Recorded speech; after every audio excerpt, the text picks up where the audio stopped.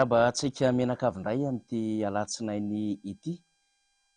Ny fandarana arovako no safidiko, izay no iarahantsika amin'izao fanombohan'ny herinandro izao. Mazava ho azy moa efa natombotsika tamin'ny faran'ny herinandro teo ny fandarantsika, dia hoentintsika indray amin'ity alatsinainy fahatelo ny volana Jona ity izany. Arovako no safidiko izany atao anatin'izao fandarana izao. Dia manasa anao ho an'ny eto an-toerana sy any ampitan-dranomasina hanaraka mivantana izany fandarana izany miaraka ny namana rehetra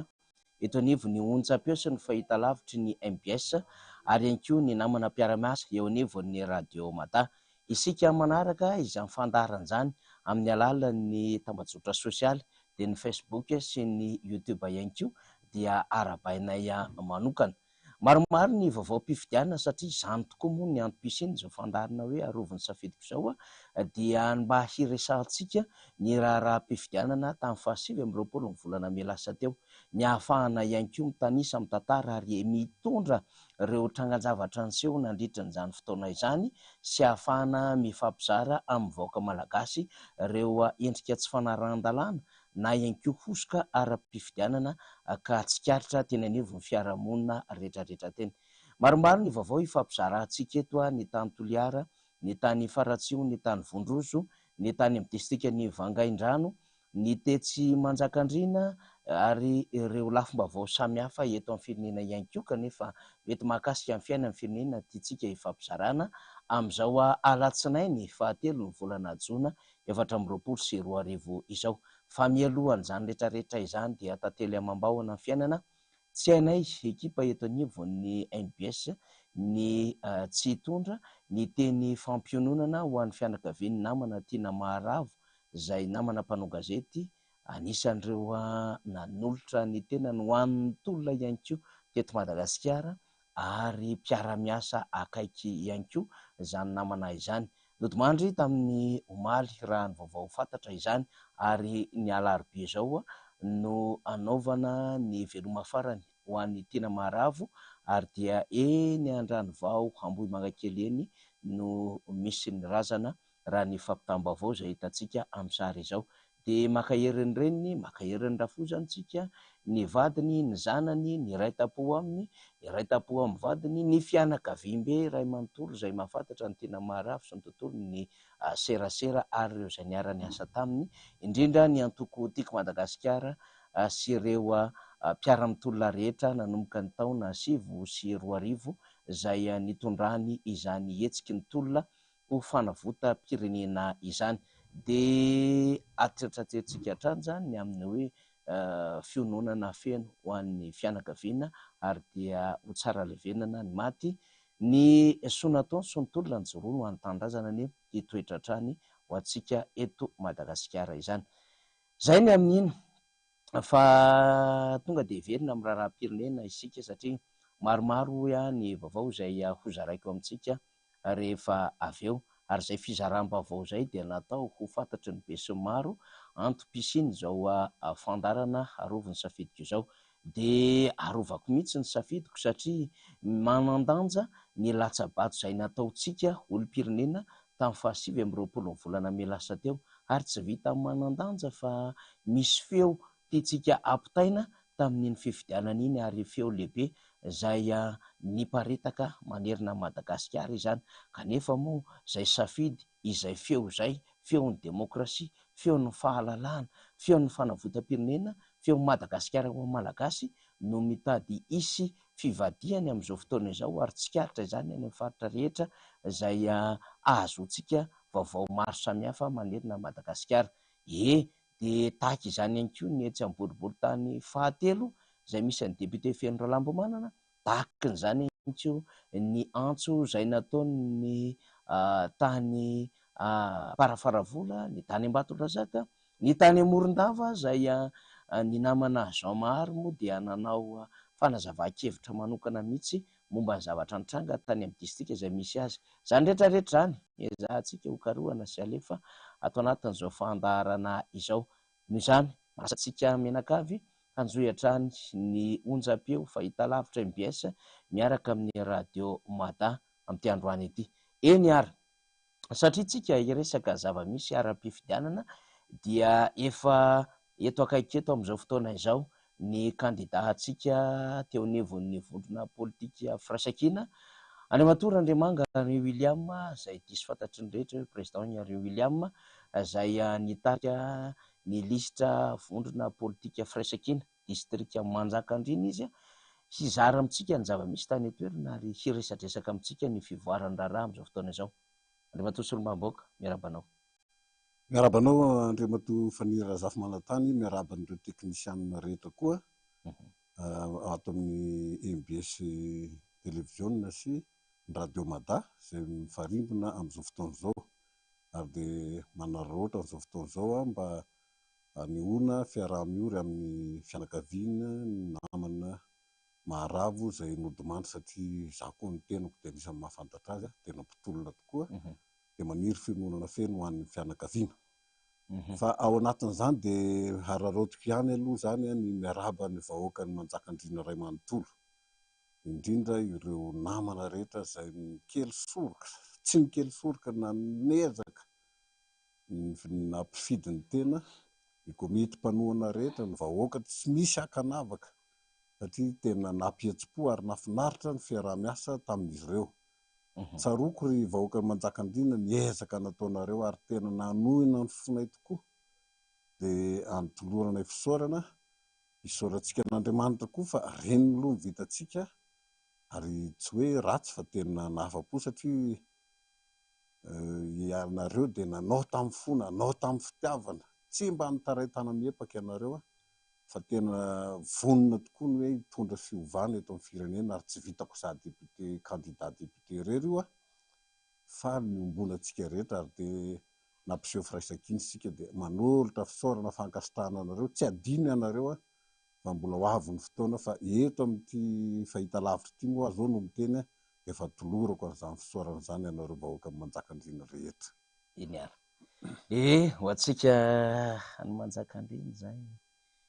vaky ny adina izy ny fitenenana izay maromaro ny commune raha distrika Manjakandriana andresana fa ny mahaliana antsika amin'izao fotoana izao président Henry William Andriamatoa Solombavam-bahoaka aiza ho aiza ny vokatra, inona ny azo resahana raha miresaka tsika ny fifidianana Solombavam-bahoaka farany toy. Raha ny vokatra azo androany maraina, vokatra Vontsimaika avy any amin'ny CENI androany maraina aloha zany dia mitarika isika, tokony fantatsika vahoaka zany mitarika isika amin'ny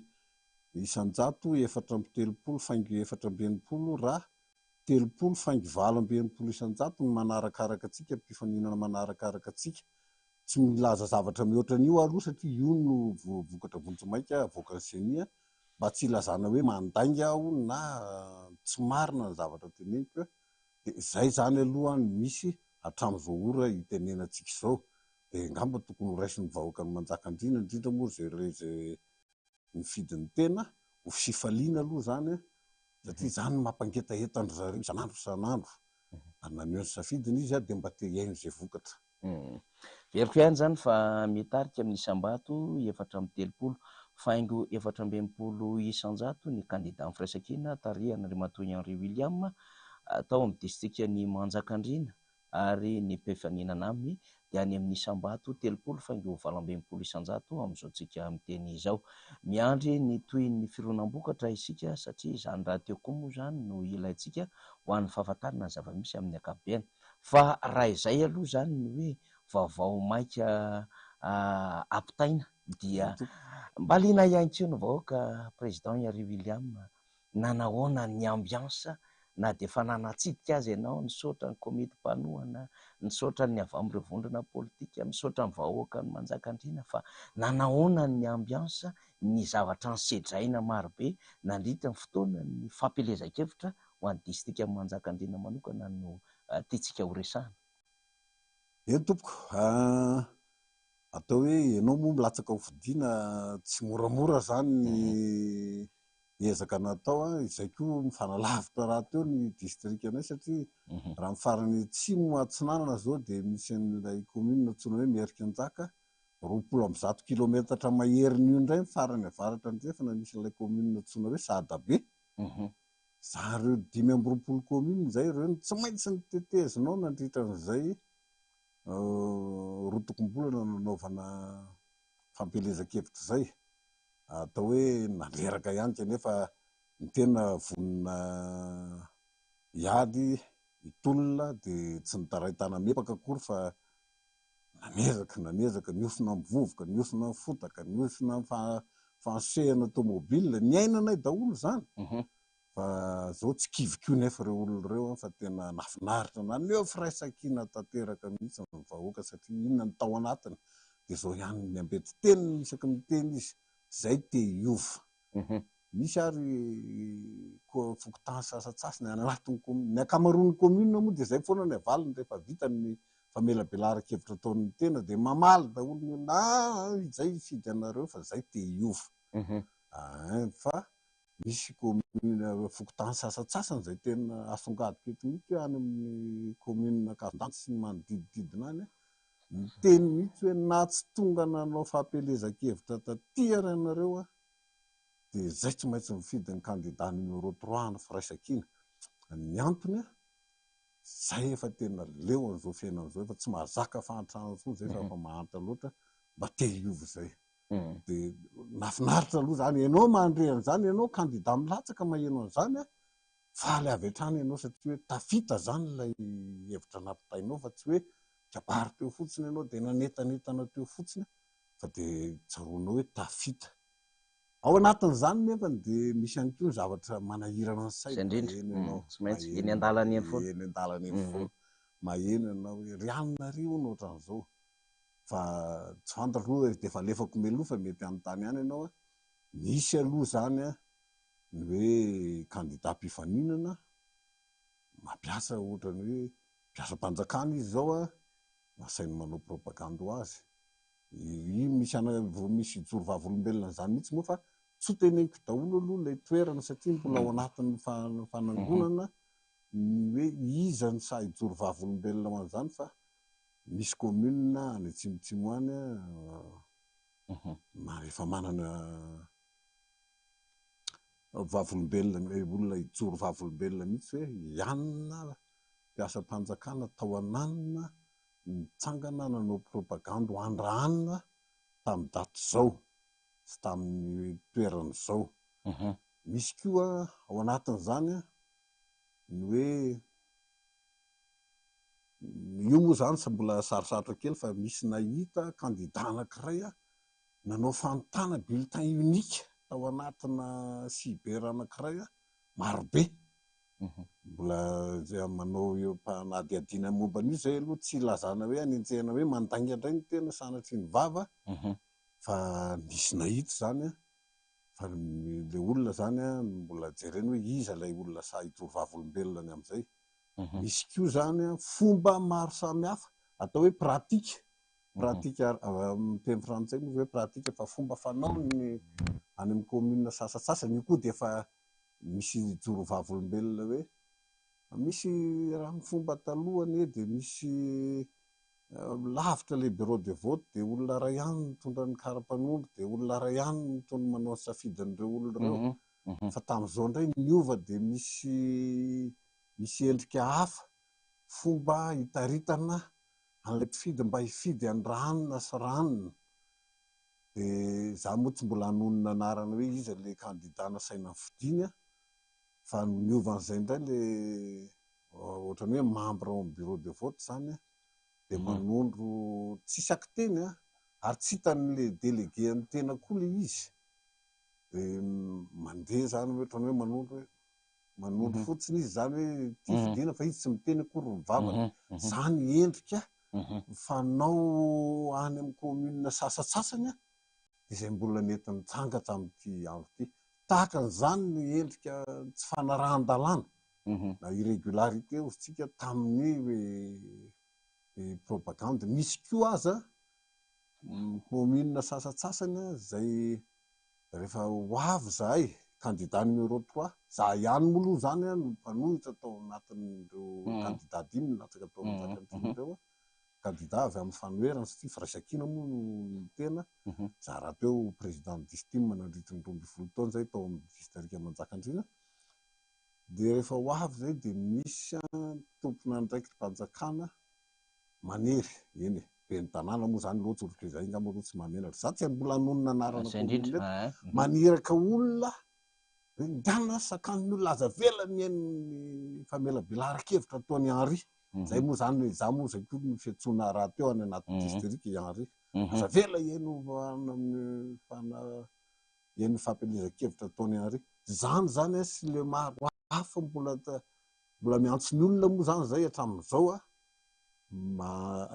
itsangana hitondra rofa de eo am-panangonana an'ireny zay reny moa zany ataonay manaraka ny lalàna ny fomba ametrahana izay de ambarana eto fa zay tsy hipetraka am'izao akory fa tsy maintsy manaraka zay fomba hoe anaovana rekoro araky n'izay voasorotry ny lalàna ka zay tsy mbola hitenenako hoe zao ny vokatra tsy hanononako anara-tanàna na neto na anaran'olona fa iza mandamina koa nentina miady eny tompoko de zay indrindra le izy ary zay tetikady reo rehetra koa tsy avela hoe tenenina amin'ny be sy ny maro hoe zao ny tetikadinay fa de alaminay araka zany eo am-pandaminana an'io mihitsy zay zay nampanantenako ny vahoaka any Manjakandriana hoe izahay tsy mipetraka fotsiny fa zay efa miomana amin'ny zavatra rehetra satria araka izay efa nambarako taminareo tany am-panaovana propagande hoe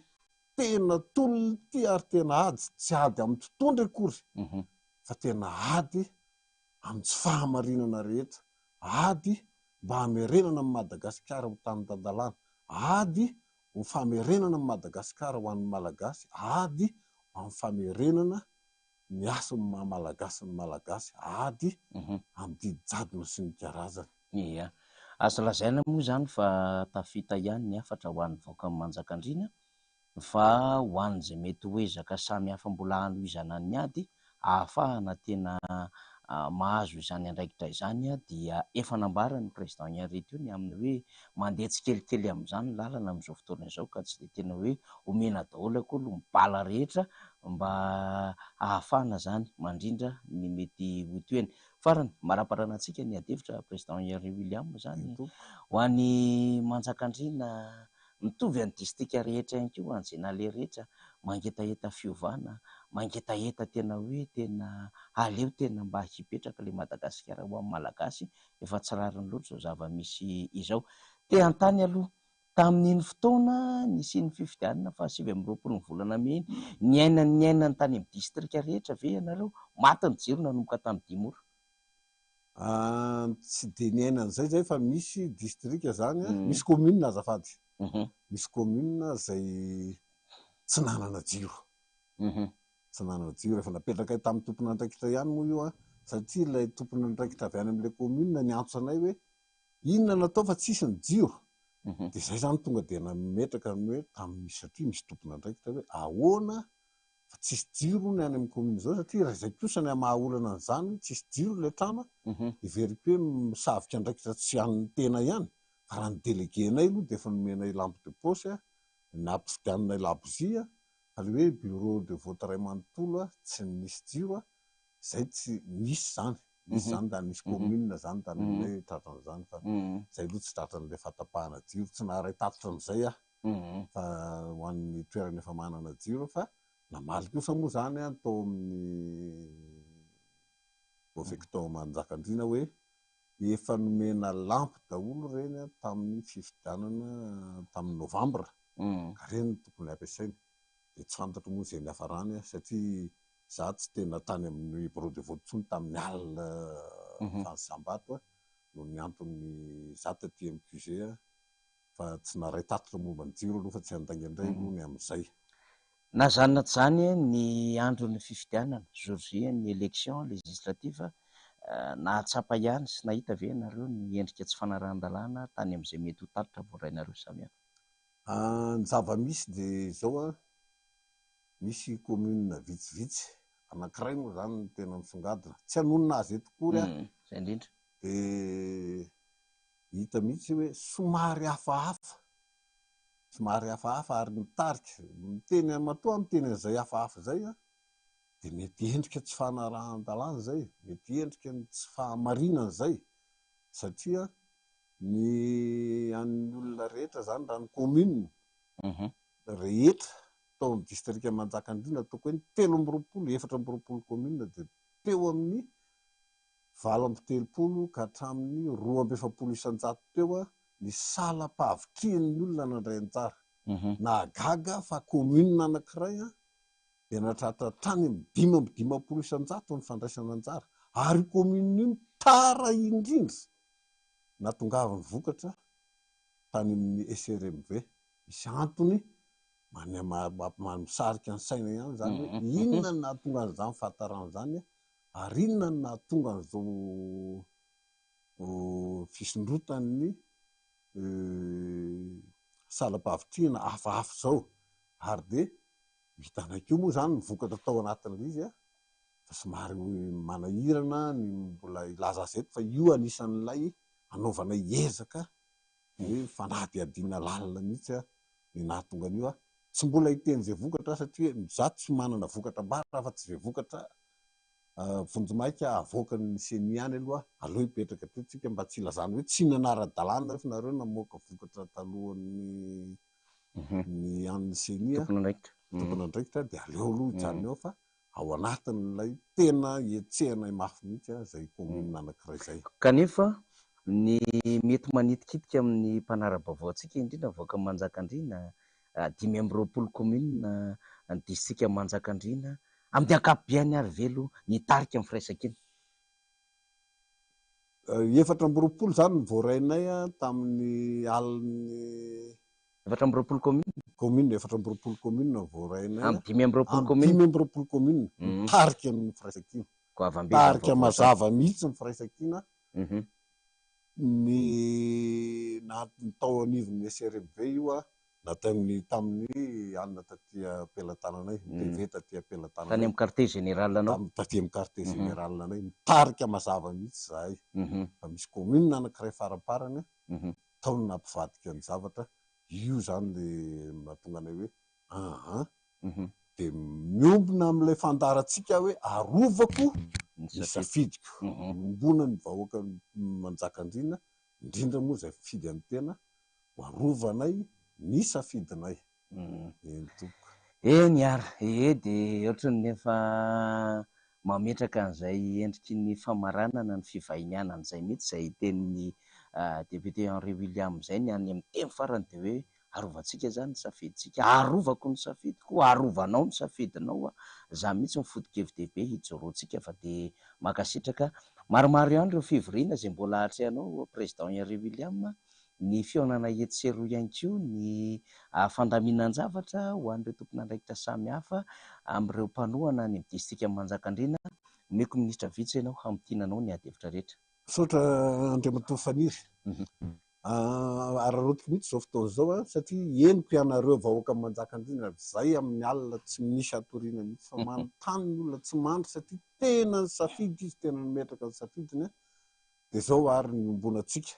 andao isika aiaro ny safiditsika, aza matahotra mijorova avolombelona. Tsy misy zavatra mahamenatra zany satria ianao mijoro amin'ny fahamarinana, isika mijoro amin'ny fahamarinana, isika dia marina ny anarantsika fa iray iny sika, firaisan-kina sika, ary isika arak'izao fotoana hoe fandarana ato amin'ny atin'ny MBS zao tena tokony hanana fahavononana tsy hanatahotra hiaro ny safiditsika fa manomboka eo amin'ny fiarovantsika ny safiditsika io ny azahoantsika manova ny fiainan'ny firenentsika, fiainantsika andavanandro raha ohatra ka mahasahy isika mijoro. Tsy misy zavatra mampatahotra zany ary tsy manameloka anao amin'izany ny lalàna hoe miaro ny safidinao fa rariny sitsy ny tokony ataonao zany dia mahereza, aza kivikivy, aza matahotra raha mivokatra tram-pelantanana aloha hatramin'ny androany alatsinainy tamin'ny fitora maraina moa no navoakan'ny zareo dia mbola mitarika isika firaisan-kina numéro 3. Saotra tompoko, manao mandram-piona anareo dia mampahery anareo. Za mbola miala aloha Andriamatoa Solombamoaka, ity misy hafatra voaraiko zany za commune Ambatolaona dia nifidy ny numéro 3 ary izy no nitarika teto aminay. Tao anatin'ny fanitsambato dia tapaka ny jero ary niverimberina mihitsy. Miaino anareo dia milaza ny zava-misy fa ny fokotany henoko dia nitarika avokoa ny numéro 3. Makasitraka tompoko, ny eny ihany. tsy haiko moa zany ty hoe niany ty fa dia mampita amin'ny vaovao zany président Henry zany tany amin'ny commune Ambatolaona tsara ho fantatra ihany zay. Dia misaotra neny neny zao na inoko ny taritra voalohany maty ny jiro. Tao Ambatolaona zany misy namana tena nafoy, tena mpanohana mafana foy izy a. Nafoy izy hoe etoako ny jiro lampy solaire ho an'ny bureau de vote rehetra raha tapaka ny jiro, tapaka zany ny jiro fa efa nisy namana ny refepetra. Dia izy zany zao nanao taritra amin'ilay fanontanianao teo Andriamatoa Faniro hoe mitovy amin'ny district rehetra ve nareo a tapaka ve ny jiro tao anatin'ny fahasambato sy ny isan-karazany. Dia nisy zany, misy tokoa zany zay. Ya, zay moa natao hoe fandaharantsika amin'ilay arovako ny safidiko dia tonga dia misy mpihaino mpanaraka miditra amin'ny vatana ohatran'izay mifampizara vaovao ankasitrahantsika président Henry William Andriamatoa Solombamoaka dia omentsika lalana izy satria arak'izay nambaraka teo mbola manatanteraka fivoriana fihaonana eto sy eroa mandrindra amin'ny fivoahany amintsika eo ny namana faly zany dia misaotra indrindra président. Ny fandaharantsika dia toy avato toy izantsika hatrany ny fandaharantsika. Betsaka ianareo nanontany fivoarany vaovao hoe mba tantarao aminay ny vaovao tokony mba horesahana ny faritra hafa ihany koa zany. Dia naharay ny vaovao avy any amin'ny solombavamboaka ny Madagasikara Joasy Eleonora tsika avy any Vangaindrano izay mitatitra ny zava-misy any toerana ihany koa Joasy Eleonora satria maro dia maro ny zava-misy izay tafiditra ao anatin'izay hoe tsy fanarahan-dalàna, tafiditra ao anatin'izay hoe fiarape fifidianana izay dia mifandray amintsika zany ramatoa Joasy Eleonora izy no mitatitra amintsika mivatana ny zava-misy any toerana. Rehefa tafiditra izy namana faly Ramananarivo ny teknisianina antsika izay mandrindra amin'ny fanontanakabeny amin'izao fotoana izao dia ampidirintsika. Tiako aloha manamarika fa mpianatra raha mpanao gazety teknisianina miaraka amin'ny faly eo namantsika antsika dia rehefa vonona manome signal zany tsika mbola tsy ao fa rehefa vonona zany dia angatahantsika namana tsika zany no ahafahana mampiditra ny ramatoa Joasy Eleonora amin'ny alalan'izay fanazavankevitra ny zava-misy any amin'ny distrika ny Vangaindrano izay. Inona ny azontsika resahana ao ve ny vaovao izay any Faratsioa satria raha niala teto tsika tamin'ny sabotsy zoma moa tsika napiditra mily mivatana député mily zany izay mitarika ny vonona politika firaisan-kina any Faratsioa nazavany ny zava-misy ankapobeny momba ny fifidianana dia sabotsy isika nandefa ny vokatry ny adevitra rehetrarehetra samy hafa ny Faratsioa dia omaly dia misy ny vaovao samy hafa izay efa manomboka mampanabe ny ihany. Izay ny antony mahatonga an'ilay hoe arovako ny safidiko satria ny trangan-javatra tahaka izao dia mampametra-panontaniana fa efa manome signal maestro antsika faly Ramananarivo efa voninao Joasy Eleonora ampidirintsika avy hatrany izy hitatitra ny zava-misy any amin'ny distrika ny Vangaindrano. Dahoara tompoko.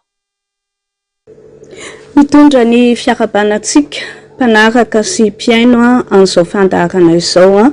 avy aty Vangaindrano.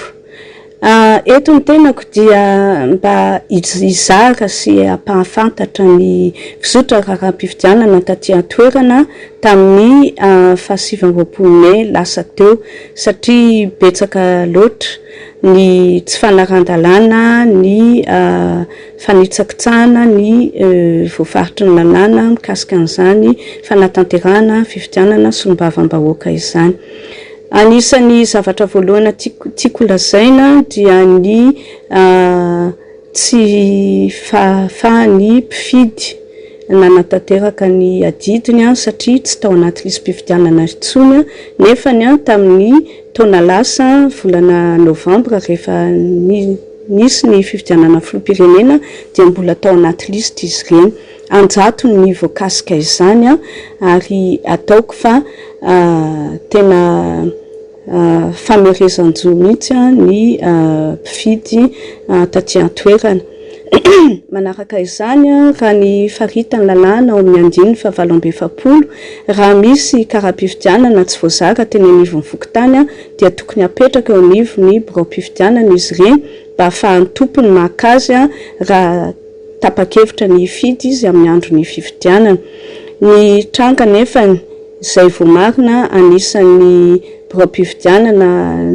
nanatanterahako adidy moa ny tao amin'ny EPP ampahatelo dia tsy tao atoerana ireny karatra tsy voazara ireny ka raha nisy aza mpifidy ny hevitra ny hifidy satria voalaza fa ny kara-panondro dia ahafahana mifidy dia ny nampalahelo sy tena ataoko hoe tsy azony saina ekena mihitsy dia voamarina tokoa ny anarany ao anaty lisitra izy fa rehefa hanao soni dia efa nisy soni sahady mialoha tamin'ny tokony anaovan'izany tsotra dia tsotra ny dikany dia satria efa nisy nomena an'ireny karatra ireny olo-kafa izay tsy tompony akory ka nangalatra ny fahafahany fidy maromaro nanao ny safidiny ankalalahana. Ny farany dia nisy ihany koa ny bulletin précoché maromaro raha ny fijoroana vavolombelona moa zany dia hoe feutre no nanaovana an'ilay marika nefa ny tany anatiny borao-pandatsahambato rehetrarehetra dia stylo ka izay no ahafahana miteny hoe tena nanjaka mihitsy ny tsy ara-dalàna taty amin'ny district ny Vangaindrano. Etsen-daniny nisy ihany koa ny fampiasana fahefa-panjakana amin'ny tsy tokony ho izy satria misy ny lefitry ny district aty Vangaindrano zany no miandany amin'ny kandida anankiray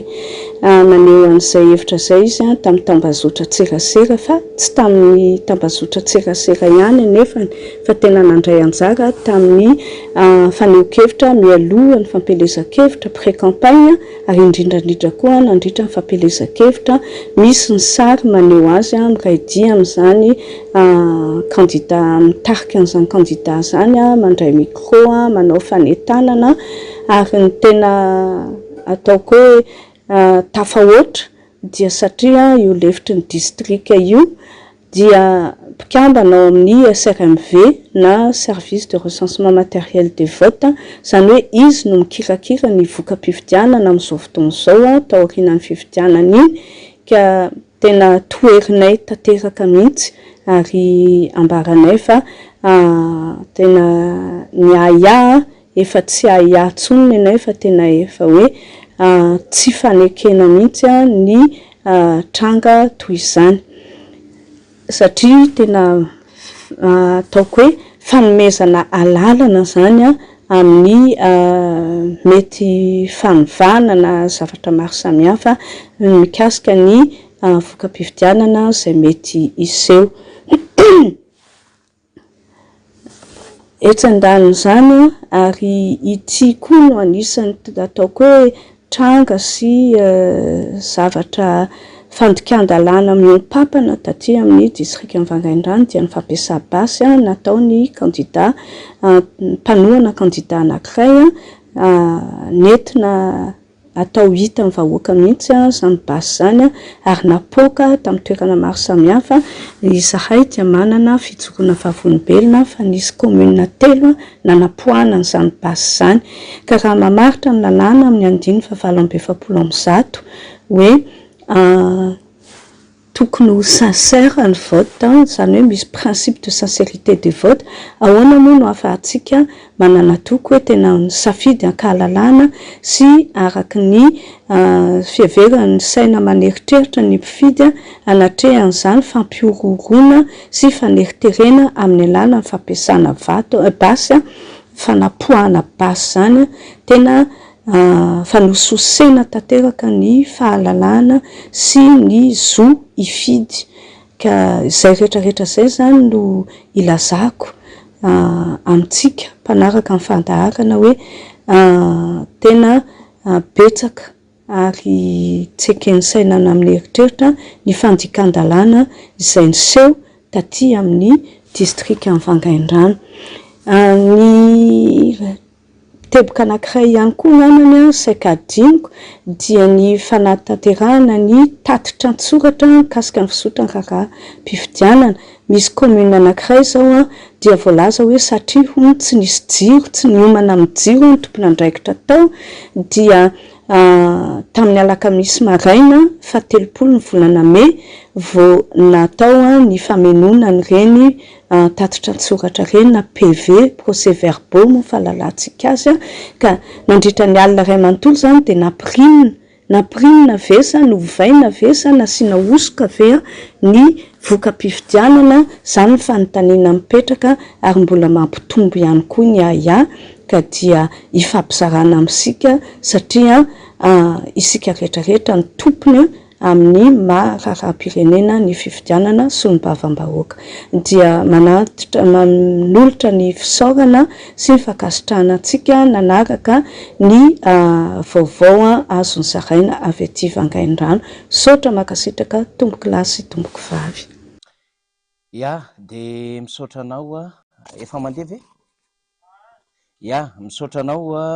Ramatoa Solomamoaka Joasy Eleonora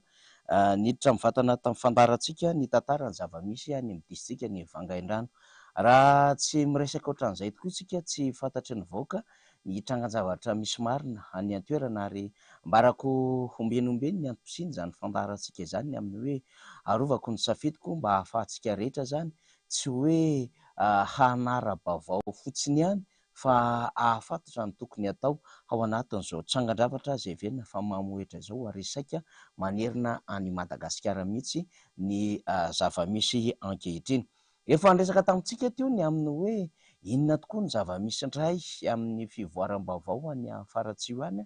Tamin'ny zoma itsika dia napiditra amin'ny kandida mily mivatana ndresahany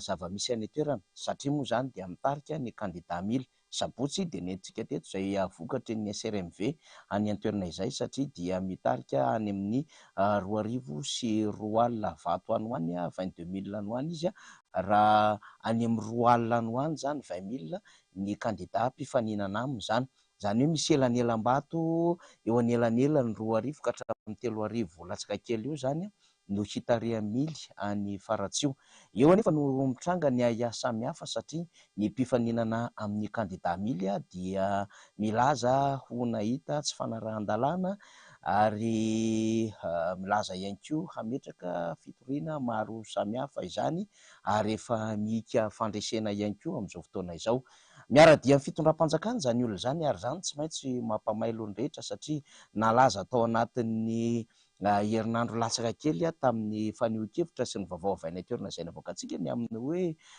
mahay mikaroka lalana ambanin'ny tany dia ohatran'ny malaza any amin'ny distrika amin'ny Faratsio mihitsy zany resaka izany ny amin'ny hoe dia lalana ambanin'ny tany sy ny amin'ny hoe satria miara-dia amin'ny fitondram-panjakana dia tahaka izao no mety hoendriky ny vokatra ny toerana zany ny amin'ny hoe hanomevahana an'ireo izay miara-dia amin'ny fitondram-panjakana.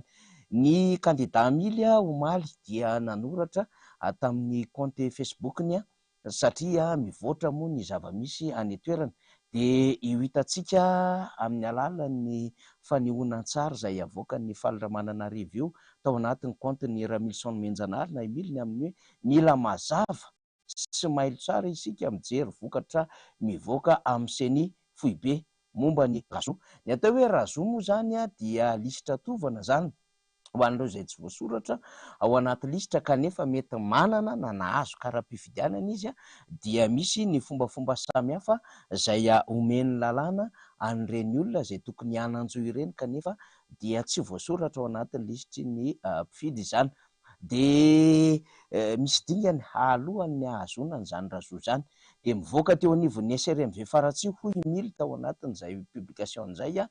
tamin'ny bureau de vote 200/200 ny totalin'ny razona ny hoe ny lisitra tovana dia 430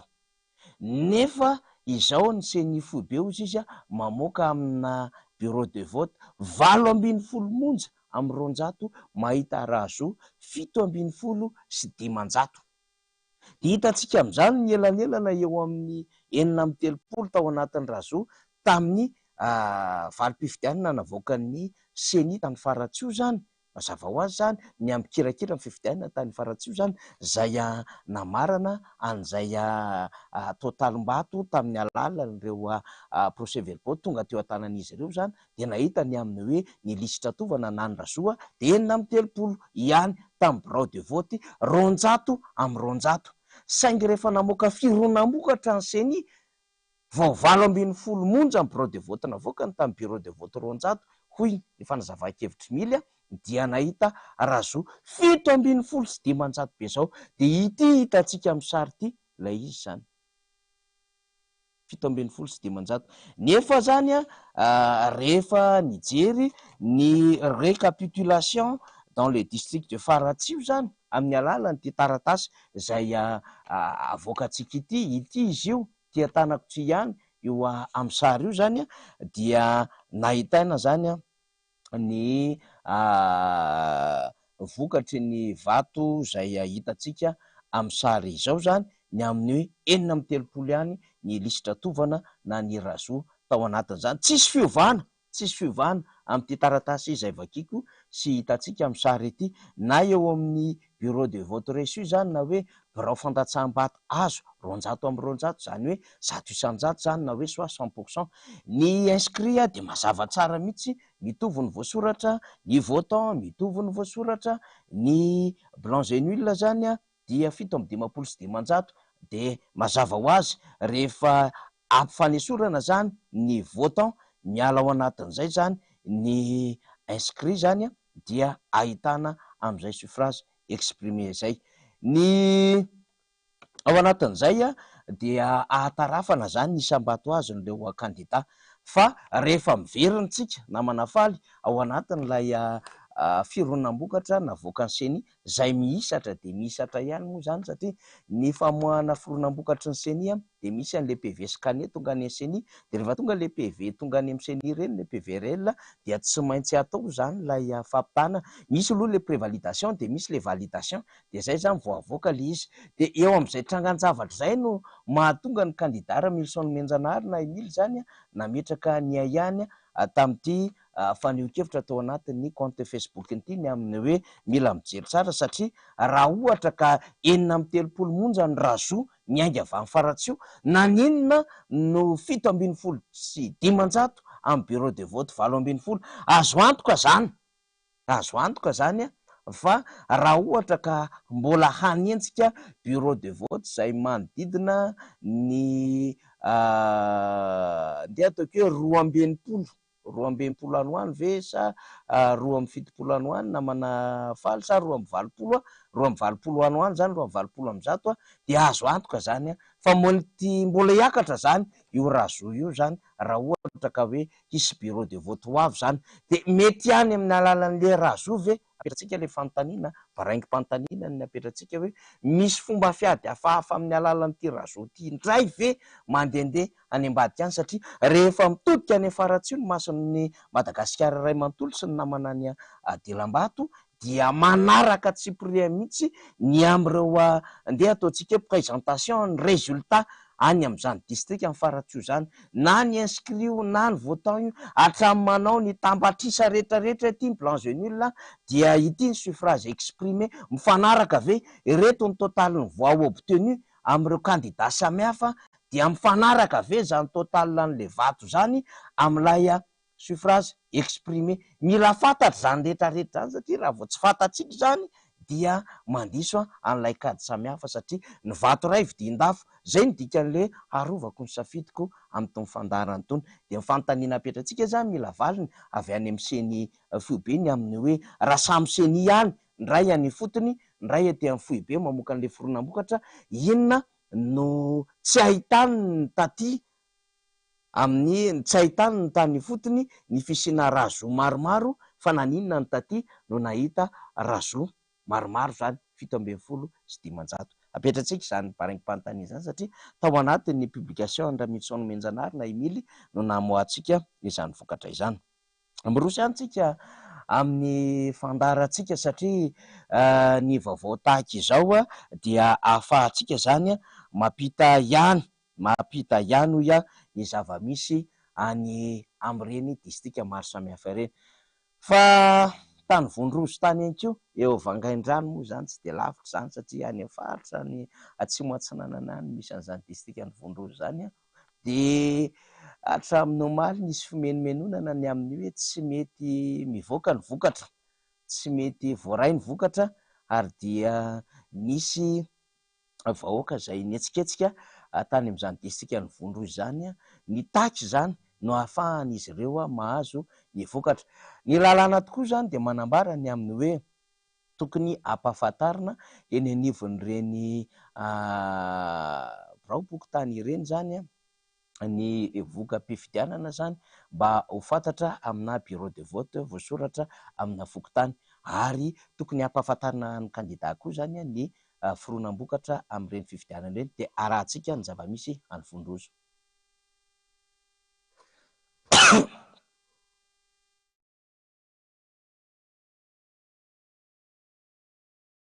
Asantsika satria mikirakira vetivetika azy eo ny namana faly amin'izao fotoana izao ya, raha ohatra ka vonona ny namana satria misy famoaham-bokatra ity zany a, nosotomintsika tamin'ny gazety Tia Tanindrazana aloha zany ty ny distrikany Vondrozo de hoe trahatehaka ny fanambotsinana isam-bato. Ny gazety Tia Tanindrazana indray vakitsika fanaizana zany ao anatin'le Vondrozoville namana faly de misy faneho-kevitra ihany anatin'le Vondrozoville zany a, raha azosika sitoma mba hananantsika version maromaro zany. Nafahapana ozy izy tao Vondrozo faritra Atsimo Atsinanana omaly alahady, laza ny kandidat tsy miankina fa tsy nety namoaka ny vokam-pifidianana Vonjimaika farany hitao amin'ny SRMV ary maika ery ny handray fiara ho an'ny farafangana. Point anankiray zay, satria tsy maintsy tokony hampahafantarina ho an'ny vahoaka-mpifidy, ho an'ny kandida ny zava-misy vokatry ny latsabato izay nataon'ireo mpifidy nandritra ny fotoana nisy ny fifidianana tao amina toerana anankiray zany. De ity nefa zany raha ny vaovao navoaka ny pejin'ny gazety izay vakitsika teto de hoe tsy nety namoaka ny vokam-pifidianana Vonjimaika farany tao amin'ny SRMV ary maika handray fiara ho an'ny farafangana. Raha iny faharoa, hayahina mantsy hoy ny ekipa nyity kandida tsy miankina ity fa nisy fiketrehana halabato ka navadika ho lasan'ny kandida miara-dia amin'ny fitondrana mazava ho azy ireo vato miisa 700 be zao amin'ny kandida tsy miankina. Point faharoa zay,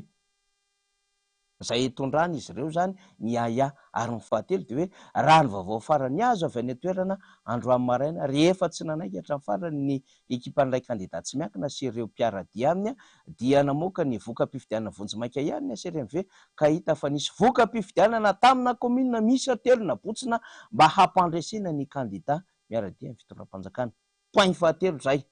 zany hoe rehefa niterena tao zany ny teo anivon'ny SRMV raha ty vaovao voaraintsika ity zany de voatery namoaka vokam-pifidianana ihany. Andrasana indray izay ambarany eo anivon'ny seni zany momba ity toetra raha ty zany nitranga tany Vondrozo. Raha ohatra mahazo an'le version'le Vondrozoville faly dia andao vakitsika ihany zany satria ao ihany koa tsika no mahatsaka vaovao satria de misy olona avy any toerana zany miresaka indrindra amin'ity resaka hoe tsy famoahana vokam-pifidianana tany Vondrozo ity, satria mazava ho azy ny any Vondrozo indray zany dia kandida tsy miankina no mitarika ny Vondrozo, dia very zany ilay kandida miara-dia amin'ny fitondram-panjakana dia tsy nivoaka le vokam-pifidianana fa saika tonga de hoentina avy hatrany ho an'ny farafangana. Zay ny manahirana ny tonona raha tony ary mahatonga antsika miteny amin'ny hoe ny zavatra ohatran'izao de tokony hamary toerana sy hampadio ny fifidianana ihany ny amin'ny hoe famoahana le vokam-pifidianana any amin'ny SRMV zany ary fampahafantarana ho an'ny kandida aloha voalohany indrindra, fa ho an'ny mpifidy any toerana zay mazava ho azy anisan'ny acteur principal mandray anjara voalohany ao anatin'ilay fifidianana de tokony hahafantatra ny mpifidy zany ny vokatry ny latsabato izay nataony, na mitarika na tsy mitarika ny kandida izay narotsana fa zo mpifidy any toerana no mahafantatra zany latsabato izay nataony satria izany no ambarany lalàna izany. Ny endry zavatra tahaka izao izay heverina fa tokony hanaira ny seni foibe ihany ny amin'ny fomba fiasan'ireo seni any fotony zany solotenan'izy ireo indrindra ny SRMV dia tokony hanitsy ny fomba fiasany satria miteraka aya izany. De tahaka izao zany raha ny tratratsika zany tao anatin'ny Vondrozoville niany seny Vondrozo izy vokatra avy amin'ny commune Vohiberaka zany district Vondrozo votant 1878 na 770 ny Vatofotsy sy ny Maty 920 sy 320 zany hoe 920 ny Vatomanakera dia 720 sy 720 ny atao hoe Vatomanakera moa zany tsara ihany manamarika fa lay votant zany hoe le olona tonga nandatsabato fa tsy hoe lay inscrit fa ny olona tonga nandatsabato hany esorana ny Vatofotsy sy Maty dia manome zany izay Vatomanakera izay dia 1897 kanefa ozy izy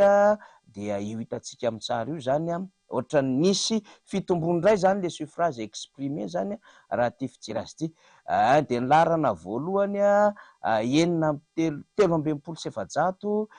larana faharoa 327 larana fahatelo 720 larana fahaefatra 137 total zany 1996 zany fa maninona no maro ny Vatomanakera no ny isan'ny olona tonga nifidy apetratsika izay fanontaniana zay de noetintsika zany tato anatin'ny fandaharantsika talohan'io ihany koa faly de misy fangatahana famoahana vokatra publication nataon'ilay hoe Vondrozoville ihany zay mbola raisitsika zay mialatsiny amin'ny falitsika fa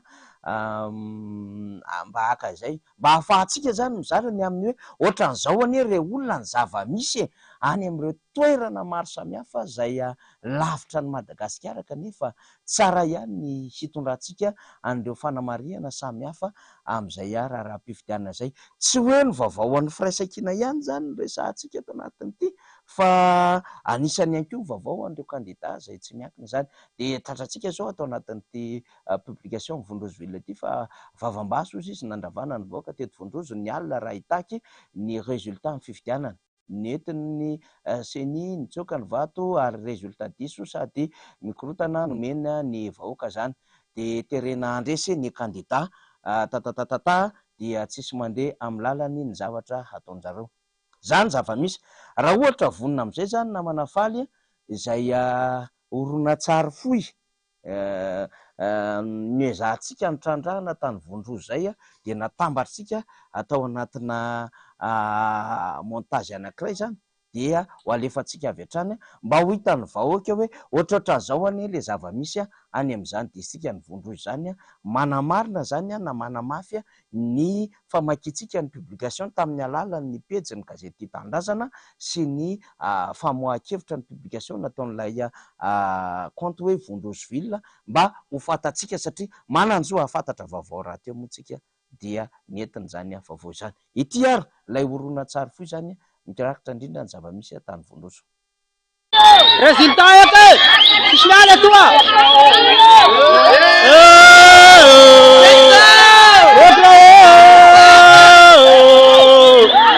Sisy miala toa! Aboyaka résultat finaly! Pangala vato! Pangalana i vato koa, pangala vato Ogra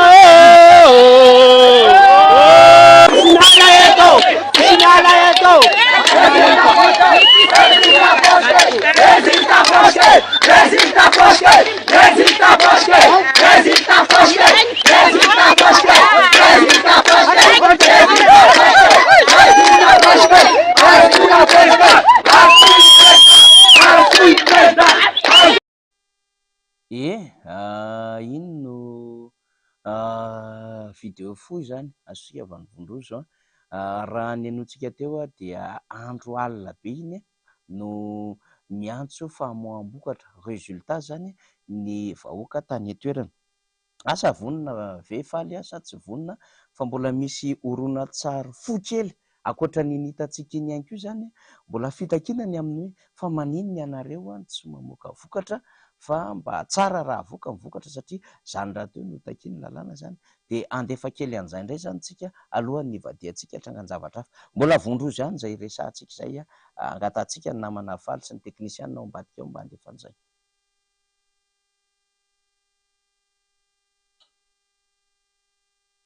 eo ampiandrasantsika amin'izao fotoan'izao amin'izay famoahana horonan-tsary zay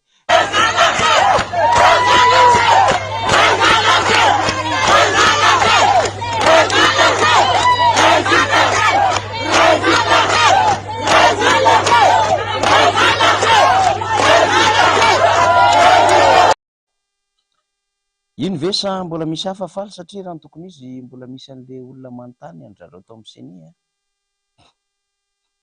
mbola misy ve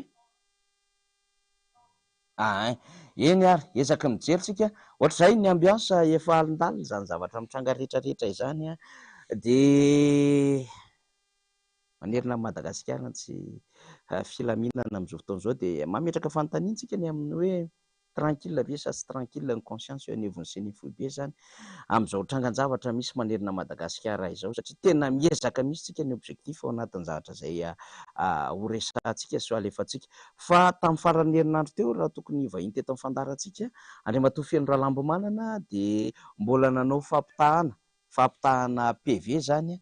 teny amin'ny CNFB ary tsy nandeha rery Feno Rahalambomanana fa misy avy amina kandida vitsivitsy ny ara-dalàna taminy tao ohatra ny Papatsilavina tao ohatra ny avy amin'ny collectif izay nandeha nitondra ny PV teny an-tanan'izy ireo ampitahina ho an'ny PV izay ananany teo anivon'ny CENI zany satria misy tranga mampiaya tamin'ny valan-dresaka ho an'ny mpanao gazety nataon'ny volona politika firaisan-kina foibe izay nitarihan'ny Filomarika Ravalomanana dia nitondra ny ahany teo ny député Feno Rahalambomanana ny aminy hoe misy fanovonana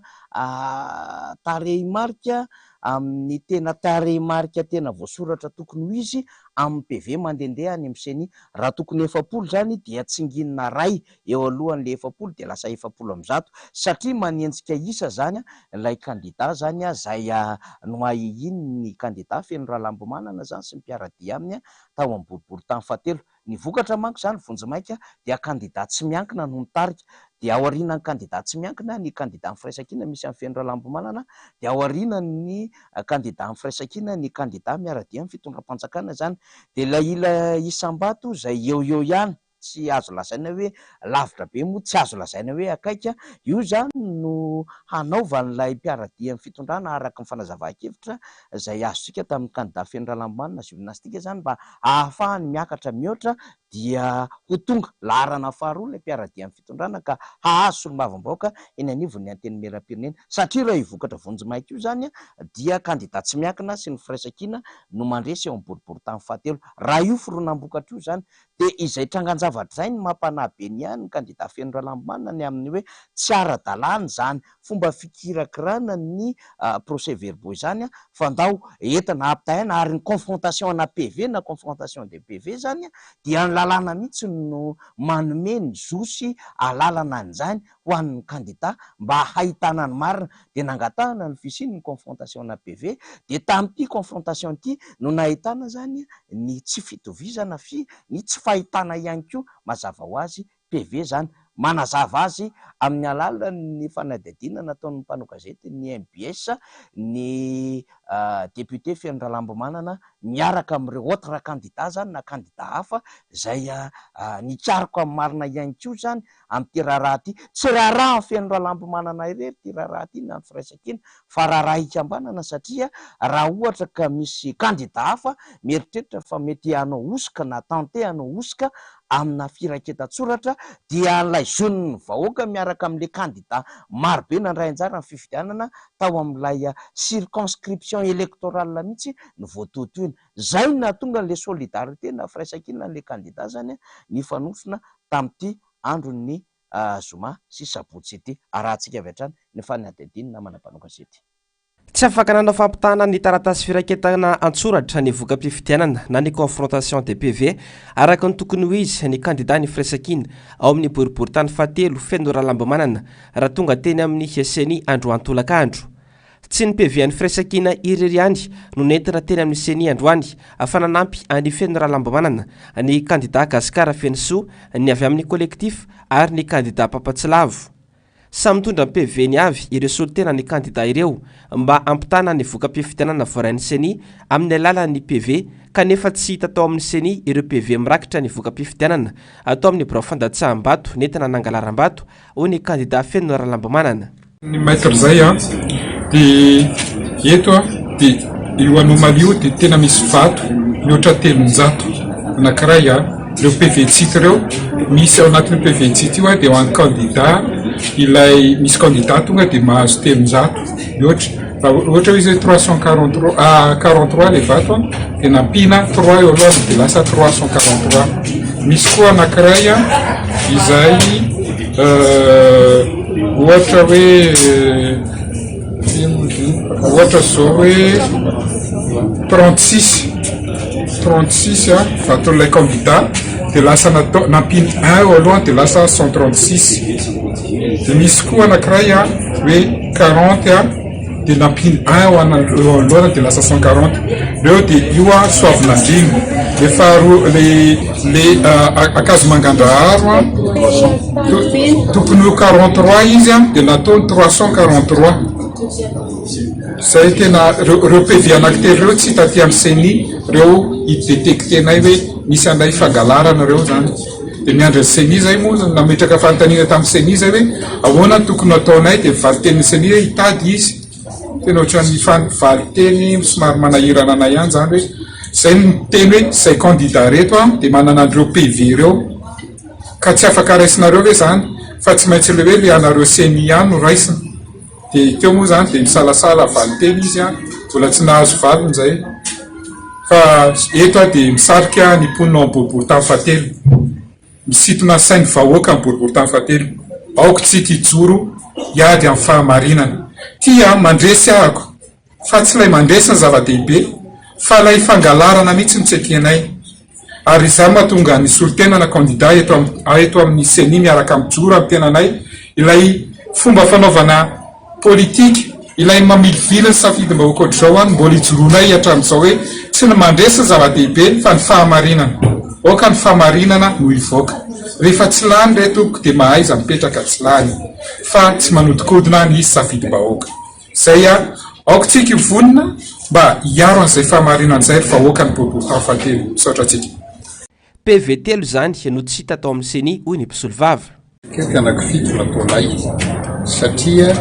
tsy mitovy tamin'ny zay azonay taty aminay. ampinay ary marianay tsara zany fa lenay sy ny candidat gasikara felisoa tsy lavina collectif sy ny ambony rehetrarehetra zany fanaraka tsara amin'ny anay. rehefa tonga tato amin'ny CENI zany zay mianak-efatra tamin'ireo koa dia mitovy tamin'ny any CENI. ny olana mipetraka zany amin'izao fotoana izao nefany tsy hita tato amin'ny CENI zany misy PV anankitelo zany sy tsy hita tato amin'ny CENI zany nefany reo dia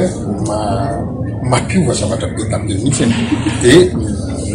nraisiny tato amin'ny CENI moa zany zay dia mbola ho hita eo ny toeny fa mbola mitoy zany ny dinika sy ny fifandraisana amin'ny CENI zany momban'ireo mbola tsy hitareo. mission manaraka zany ny zavatra tokony ataonay dia nanaiky ny CENI fa hiara iasa aminay tady amin'ireo PV tsika ireo dia ilaza aminay izy alohan'ny amoahana ny résultat anjomaika dia hitatsika eo indray aloha zany mitoyany ny amin'izay. larana faharoa nahazo salanisa 420 hafaingo 420 isanjato ny firaisakina ao amin'ny boribory tany fahatelo raha toka 420 faingo 70 isanjato. larana fahatelo ny kandidat ny Irmary raha nivoaka mpifidianana vonjimaika nivoaka. dia zany sy zany ny fizotra ny raharaha eto Madagasikara mampiorokoditra ary samy mba nandihy karazam-pifidianana marobe ihany itsika na tamin'ny androny hoe ministeran'ny aty tany nikarakarany fifidianana dia nalaza tamin'izany hoe famoaham-bokatra mivatana avy any amin'ny aina amanjerim-panjakana eny amin'ny trano boribory ministeran'ny aty tany na hoe eny amin'ny kopôla tamin'izany fotoanan'izany teny anosy dia tsy naheno trangan-javatra ohatr'izao tsika. misy ihany koa ny hoe CNE na ny conseil national momba ny fifidianana fa tsy nahare an'izany isika. fa ity moa zany rehefa tonga le CENI dia karazan-javatra maro be ny rentsika amin'izao fotoana izao zay neverina fa hoe vomeram-pirenena mahaleo tena misahana fifidianana ka tena isiany fifidianana madio mangarahara, fifidianana tena anjakany tena fahamarinana, fifidianana zay tena ara-demokratika ary tokony ekeny rehetra kanefa amin'izao fotoana izao zay distrika resatsika ary miezaka misy ho antsika ny objectif tsara mihitsiny amin'ny famokarana ity fandarina ity dia ahitana trangan-javatra tena tsy milamina manerina amin'ny Madagasikara. Ino ny zava-misy ao amin'ny boriboritany fahatelo? Eritrereto zany raha ohatra zany ka tsy mailo zany ry député Feno Ralambomanana, ry Pampatsilavo sy ireo kandida hafa zany tao amin'ny boriboritany fahatelo ka nampiasa ny lalàna miaraka amin'ny mpisolo vavany, ny avokany, ny amin'ny hoe ndao fa tereny lalàna nanaovana confrontation na PV rehefa misy mampiaya dia nahazo vahana zany ireo olona zay heverina fa manao ny tsy fahamarinana satria sarotra ihany mieritreritra an'izany hoe 320 dia misy manisy 3 eo alohan'le 320 dia lasa 320 sy 300 be zao. Vato anie zany le olona na dia ray fotsiny amin'io ara dia efa vato zany, sy ny hoe 70 ny vato azo kanefa misy manisy ray eo anoloan'le 70 dia lasa 70 amin'ny 100 dia rehefa tambatambatra ao zany le hoe 300 100 sy ny sisa dia mahazo vato mihoatra le olona zay tsy misy olona ny fidy akory ny nahatonga an'izany fa dia zao vokatra le fikirakirana an'izy dia eo ny apetratsika tsara le adevitra hoe sofa nanantona seny zany ny kandida amin'ny firaisan-kina atao boriboritany fahatelo dia zay mihitsy moa zany famarana andresaka teo hoe hiara-iasa le seny zany fohy be sy lay zareo zay vondrona kandida amin'ny firaisan-kina sy ireo kandida samihafa zany tato amin'ny boriboritany fahatelo ka tsy maintsy hikaroka ny PV iny alohan'ny hamoahana ny vokatra zany satria manko misy mieritreritra ny amin'ny hoe tena tsy maintsy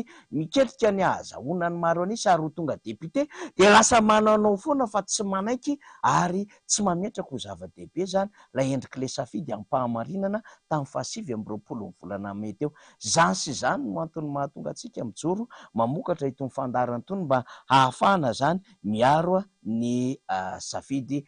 tenenevon'ny birao mpifidianana sy ny vokotany rehetra teny. Boriboritany fahatelo zay ny resahantsika teo zay. Ny resaka koa tsika ny an'ny zavatra mbola manjavozavo tany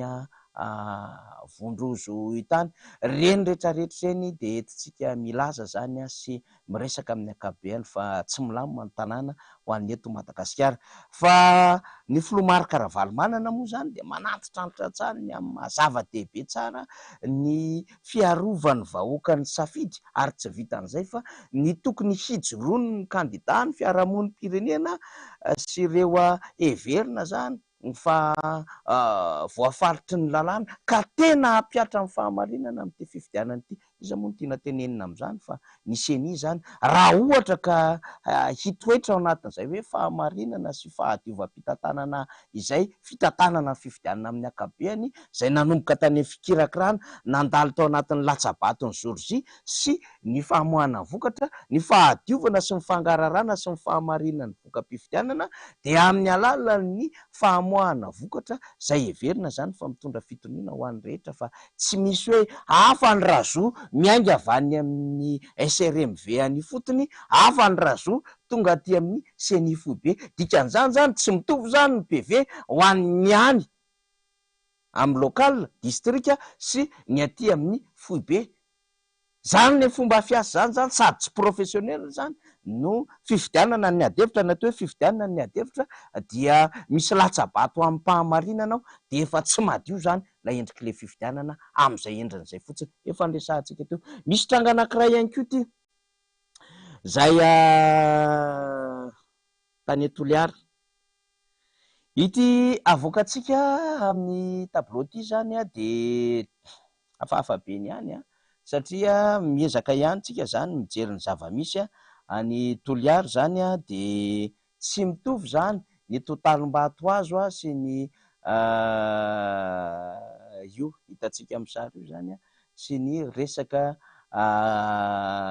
inona moa zany vato manan-kery zany raha ny zava-misy any an-toerana zany dia ireo zany ny tambaben'ny vato amin'ny kandida 7 dia iry ambony hitantsika iry zany suffrage exprimé dia rehefa totalina izy dia tsy mitovy le izy dia mametraka foana zany tsika ny amin'ny fomba fiasa zany mba isina fomba fiasa professionnel fa rehefa miresaka Toliara tsika dia manana fanahina amin'izao fotoana izao ny kandida ny firaisan-kina ny Toliara voalohany ihany satria moa zany anisan'ny fatoan'ny adevitra ny vokam-pifidianana any amin'ireo heverina zany fa ahitana amin'ireo tompona andraikitra politika izay manana mitanjany ara-politika. Anisan'izany Toliara voalohany, anisan'izany Tomasina, satria ohatra zao mivory tao amin'ny sosiete jiron'Andriamatoa Roland Ratsiraka reo avy amina kandida hafa ivelany miaraka fitondram-panjakana izay nivadika faharoa indray Andriamatoa Roland Ratsiraka avy amin'ny kolektifa, de milaza ny amin'ny hoe tsy ara-dalàna io ary misy karazana fijoroana vavolombelona samihafa azon'izy ireo zany mikasika indrindra ny amin'ny endriky ny vokatra. Itsika moa efa niteny fa anyariana foana zany aminareo volomparitansy rehetra ka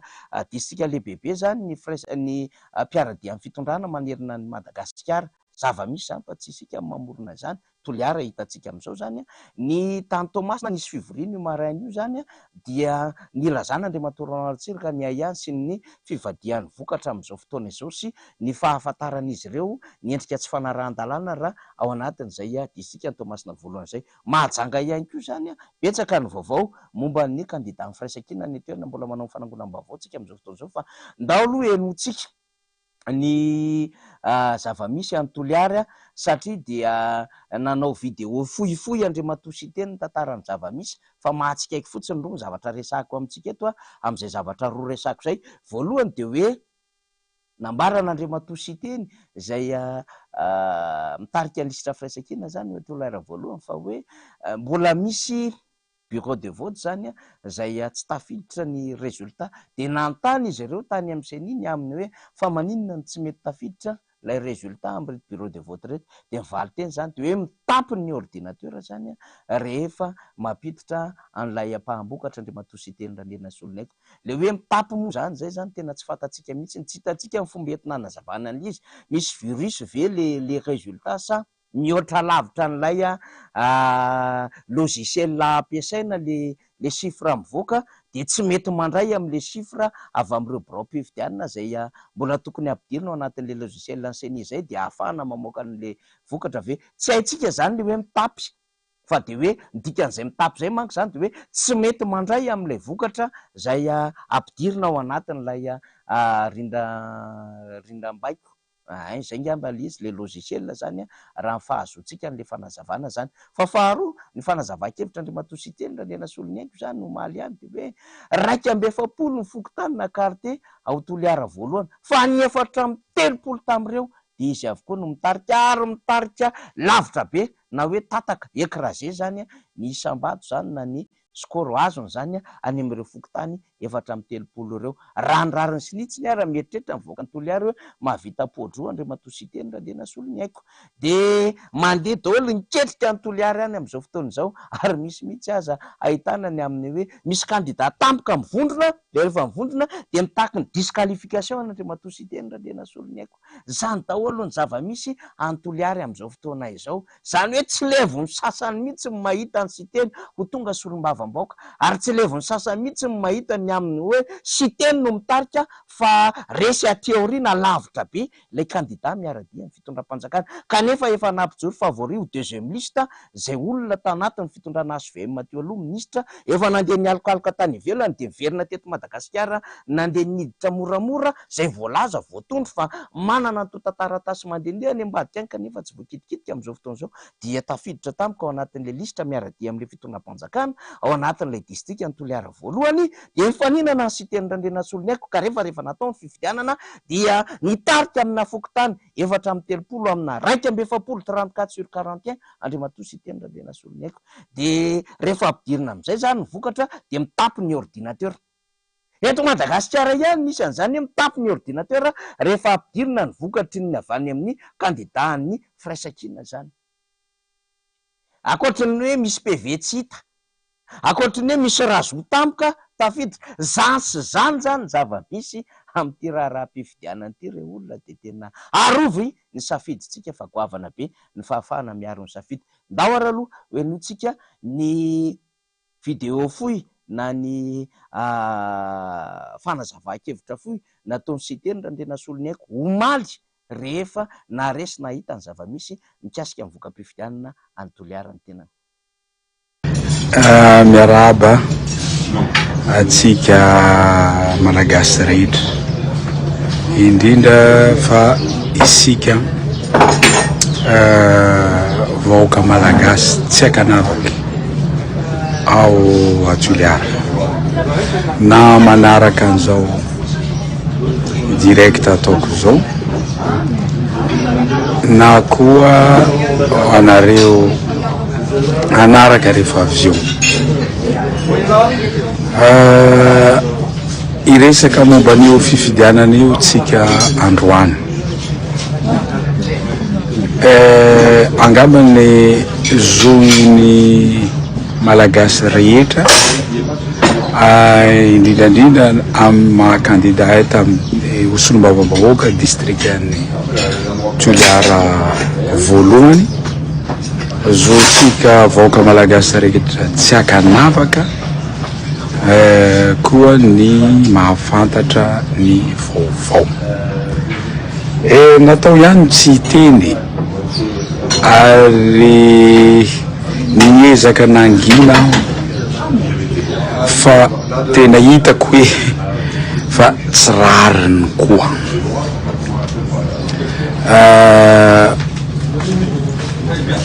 iny voka-pifidianana iny isorako manokana aloha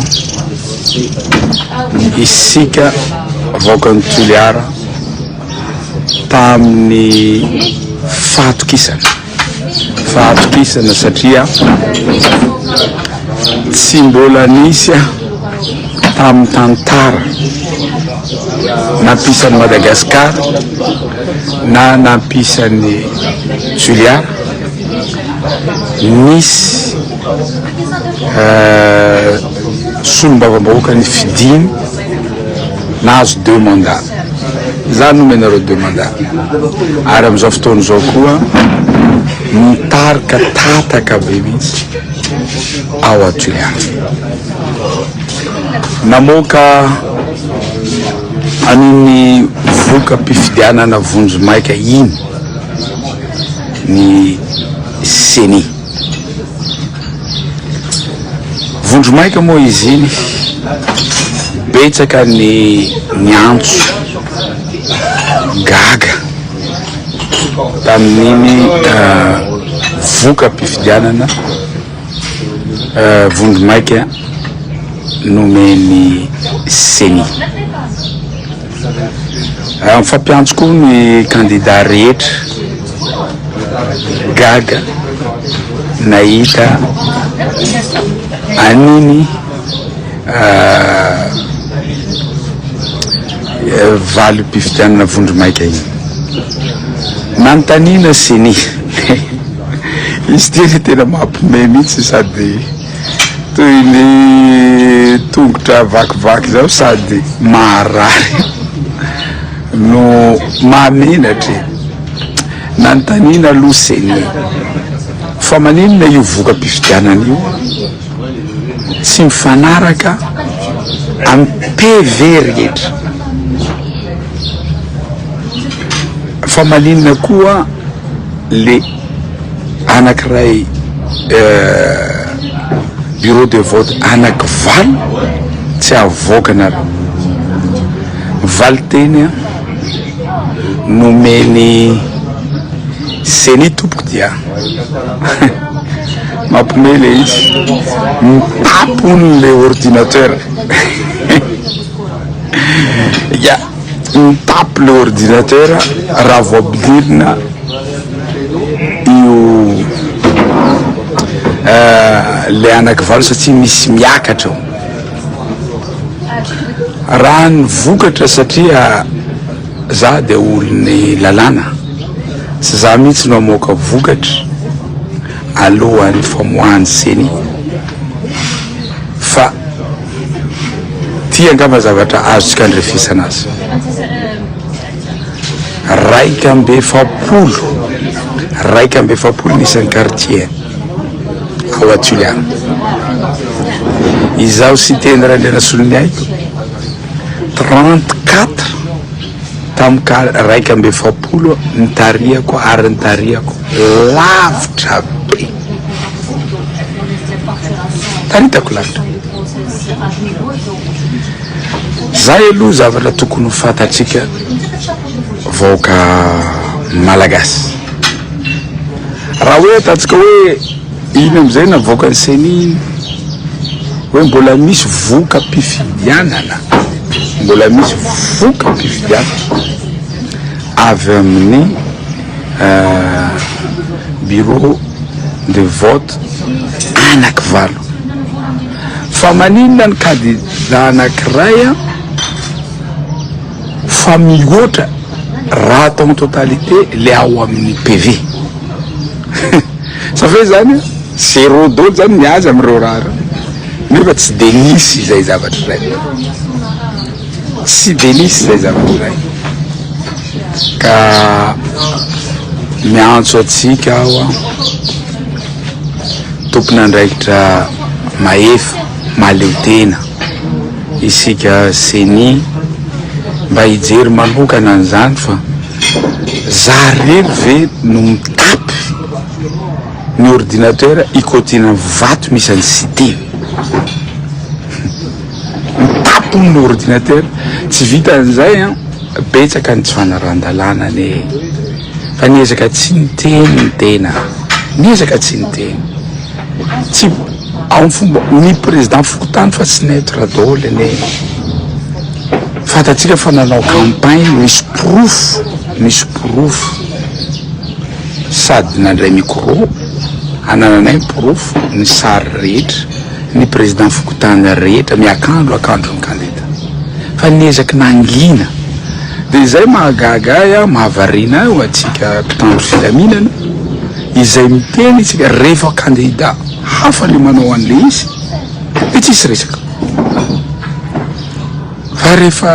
candidat akoatra ireo pro fitondrana ireo de misy problème ka ianareo mpitandro filaminana natao hampilamina ny vahoaka ary nino fa eo imasonareo mitovy daholo zay rehetra satria betsaka ho zavatra azo lazaina fa mbola tsy fotoanany androany, mbola tsy fotoanany androany fa niezaka tsy ho niteny ny tena dia tsy mety tsy zaka tsony le izy satria betsaka ny anjo ka ajaotsika re tompoko, ajaotsika le safidim-bahoaka mitapony le ordinateur raha ampidirana an'le vokatra ka tsy maintsy miandry ny ACC. Ok, afaka hiandry ny ACC tsika fa fanontaniana mipetraka de zao fa maninona mitapy ny ordinateur, inona zavatra nampidirina atao nampitapy azy ordinateur tsisy virus zao fa maninona mitapy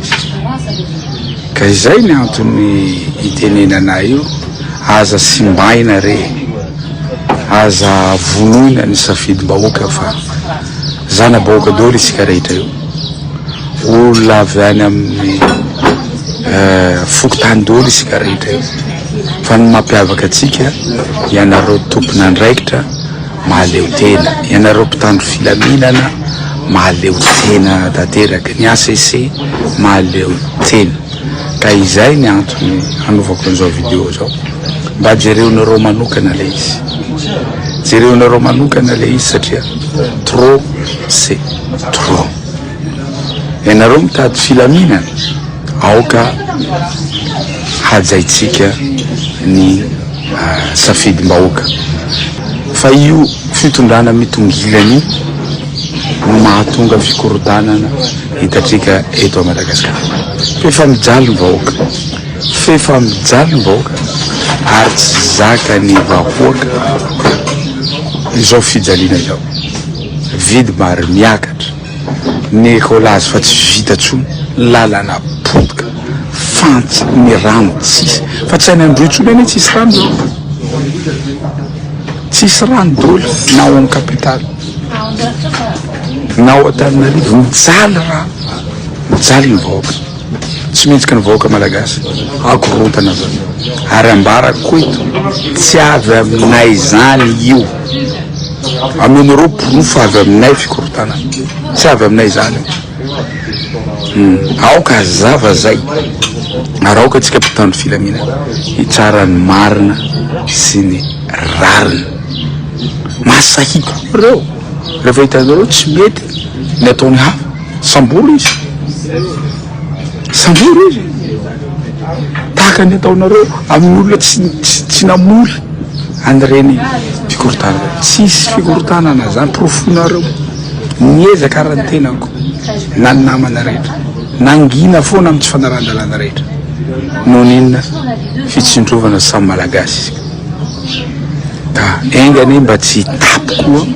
ny ordinateur rehetra na any amin'ny seny tanà indrindrandrindra fa any amin'ny ACC ka io moa tsy mety hangataka atsika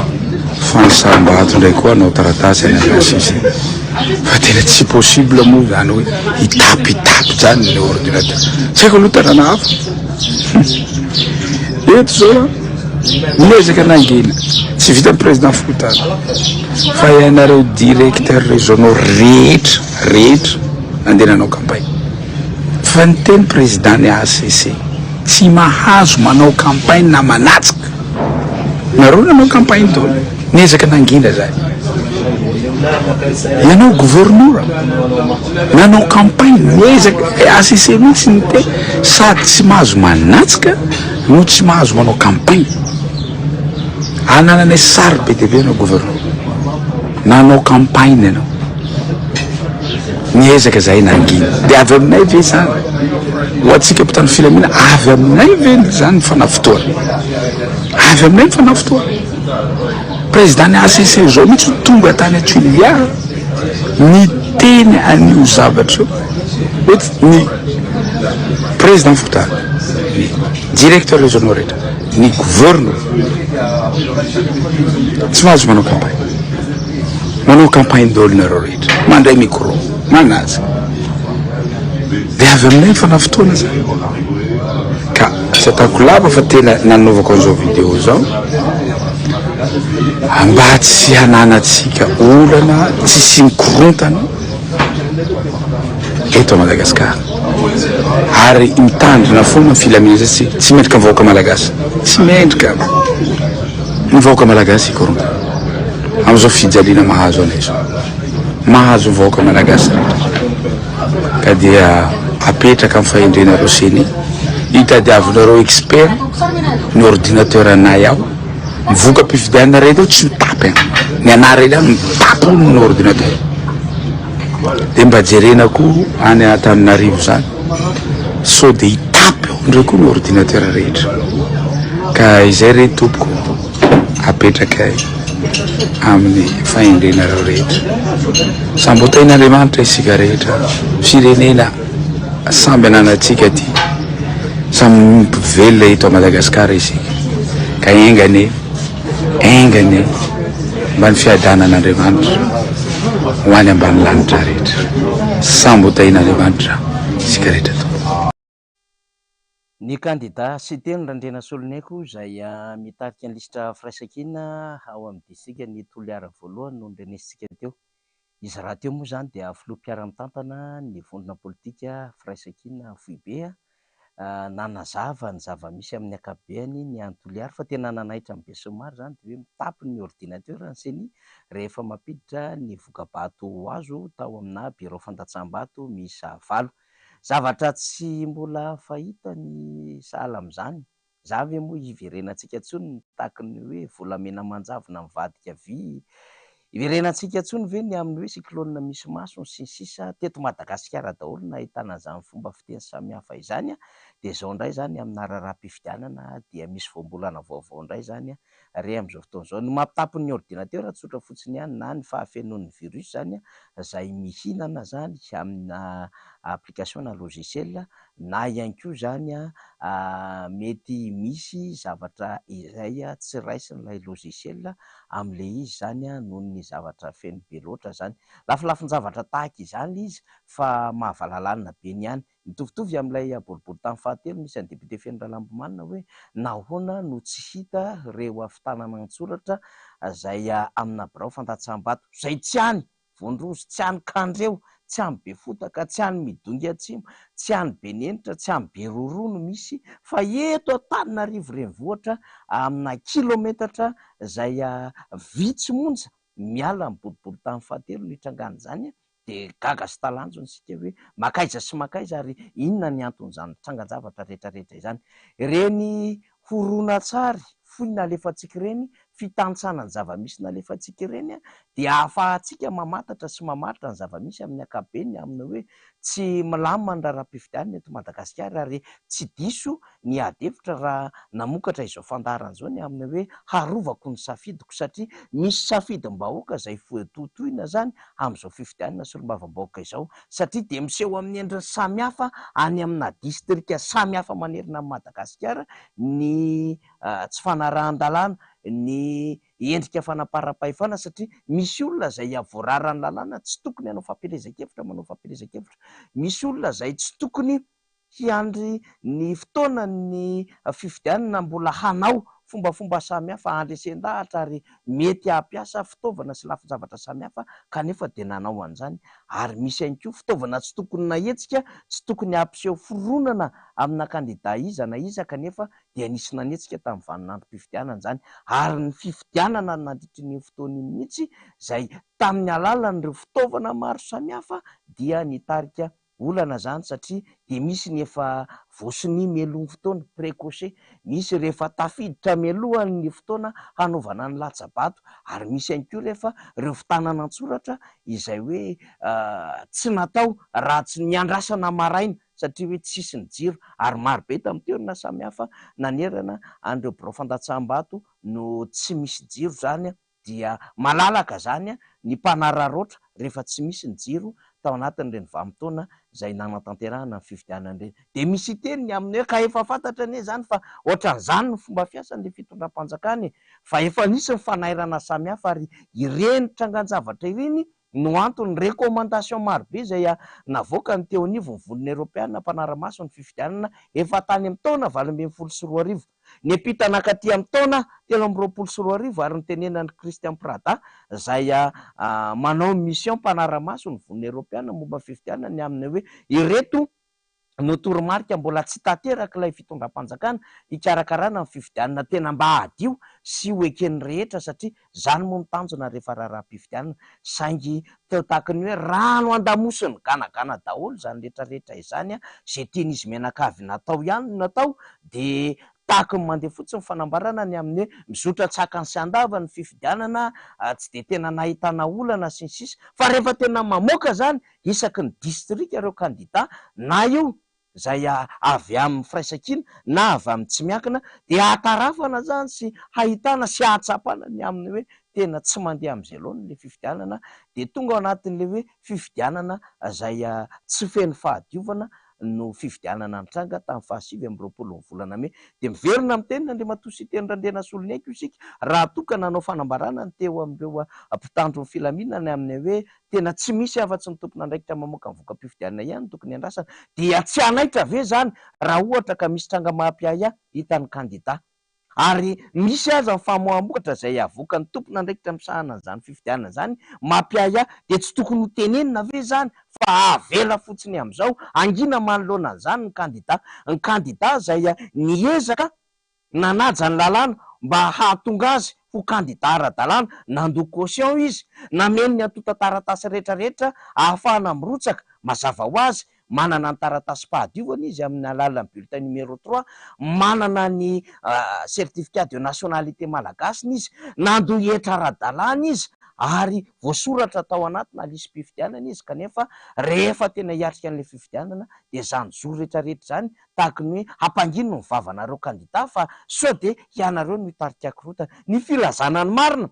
ny fahampahafantarana ho an'ny vahoaka mpifidy ny zava-misy amin'ny ankapobeny tsy midika fanakorotanana mihitsy fa famba-hanairana ihany ho an'ireo tompon'andraikitra izay tandrify izany rehetrarehetra izany. Raha milaza zao tsika ny zava-misy ao amin'ny boribory tamin'ny fahatelo, tsy endrika fanakorotanana mihitsy zany fa fitantsana ny aminy hoe to misy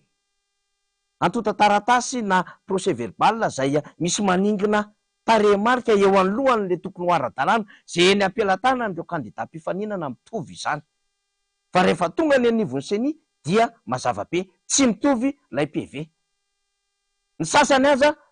tena marina dia tsy hita mihitsiny lalàna zany, dia zany lalàna zany tsy maintsy resahany zany fa tsy midika fanakorontanana, sy ny aminy hoe fa maninona tsy mety mivoaka le vokatra amina birao-mpandratsahambato misy avalo, dia mivaly teny azy dia mitapy ny ordinateur rehefa mampiditra amin'izany.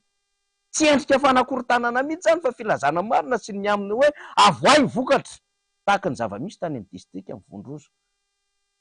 Manaitra zany reny rehetrarehetra eny satria mety misy information koa miesape an'ilay CNFB dia anjarany rehetra zany amin'izay tandrify azy no manaitra ny CNFB hoe misy zavatra ohatran'izao sao tsy arakareo.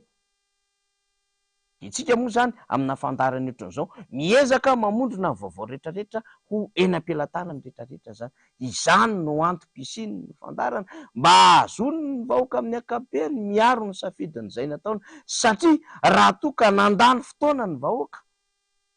araky ny zo omeny lalam-pandrenona sy omeny lalàna 2018-008 azy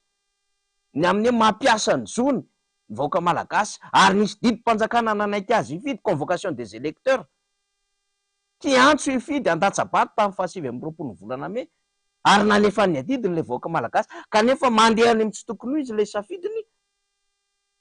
dia tsy maintsy hanairana n'ilay endrim-bahoaka ihany zany ny aminy hoe manana zo koa ianao hahafantatra ny vaovao, manana zo ianao hahalala ny zava-misy momba ny latsabato izay nataonao tamin'iny vaninandrom-pifidianana iny. Mety ahazona ny vaovao amina karazana onjam-peo maro samihafa, mety miaradia amin'ny fitondrana io, mety vaovao amina aina amanjerim-panjakana io, nefa mety ho voafetra ihany ny fivoahan'izany vaovao zany.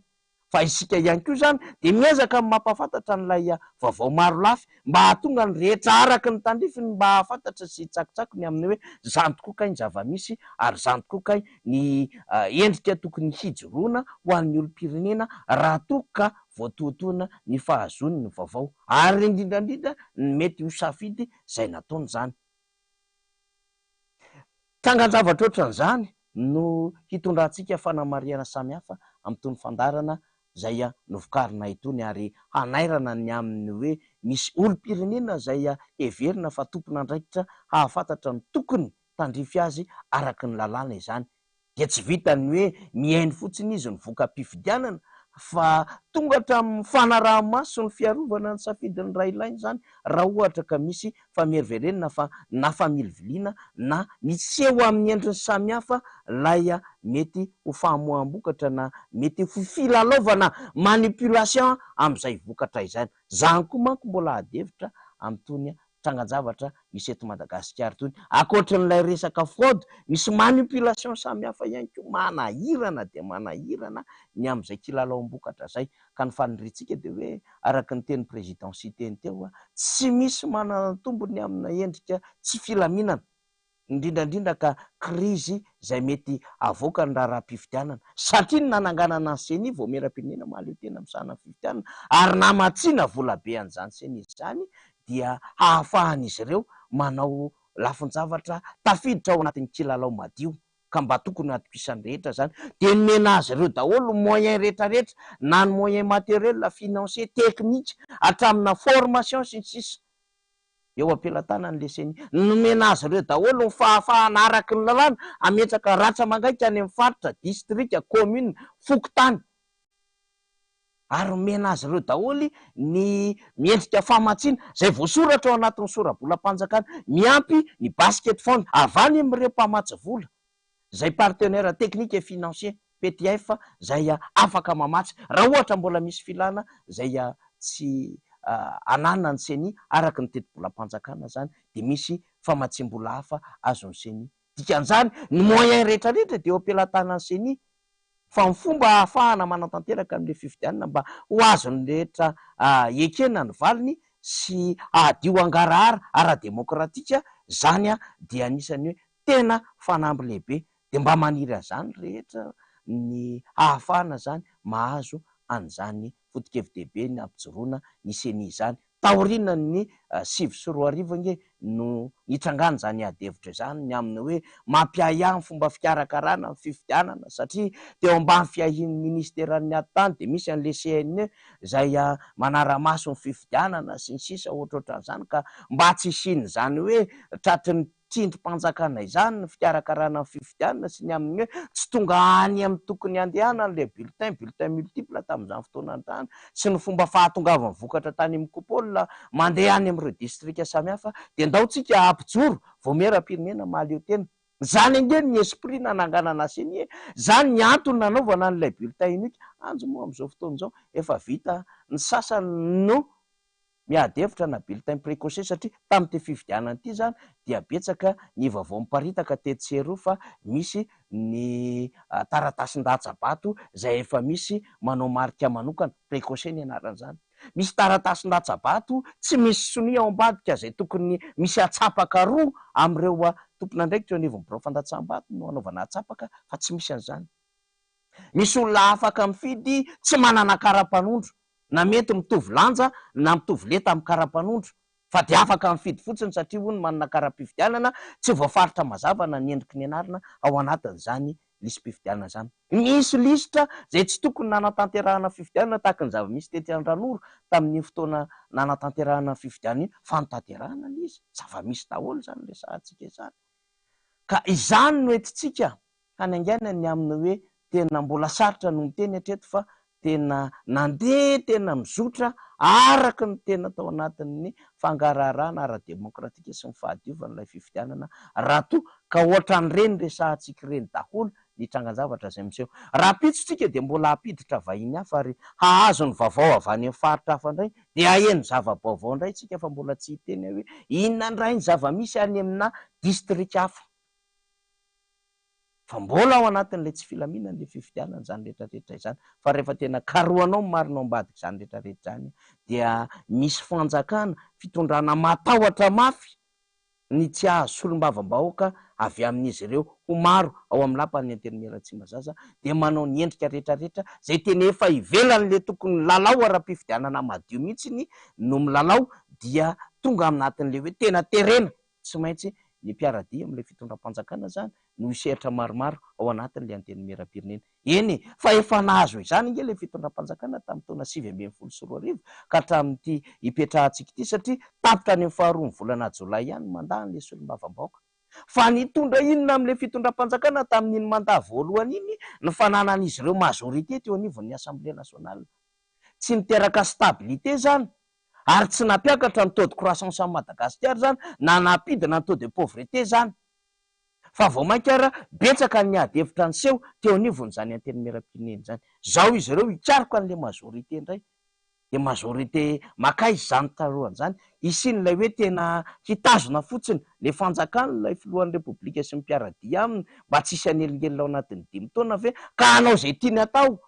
eto amin'ny firenena izy ireo sa tena majorité tena iainga hitondra ny feon'ilay vahoaka malagasy any amin'ny faritra samihafa any ka tena afaka hijoro amin'ny marina hiteny ny aminy hoe tsy mifanaraka amin'ny lalàna ny ataon'ny mpanatanteraka de manitsy izany na hoe ireto ny etaetam-bahoaka zay tokony ho tanterahan'ny mpanatanteraka kanefa tsy tanterany de mba mikapoka latabatra le solombavam-bahoaka na de maro anisa miaradia amin'le fitondram-panjakana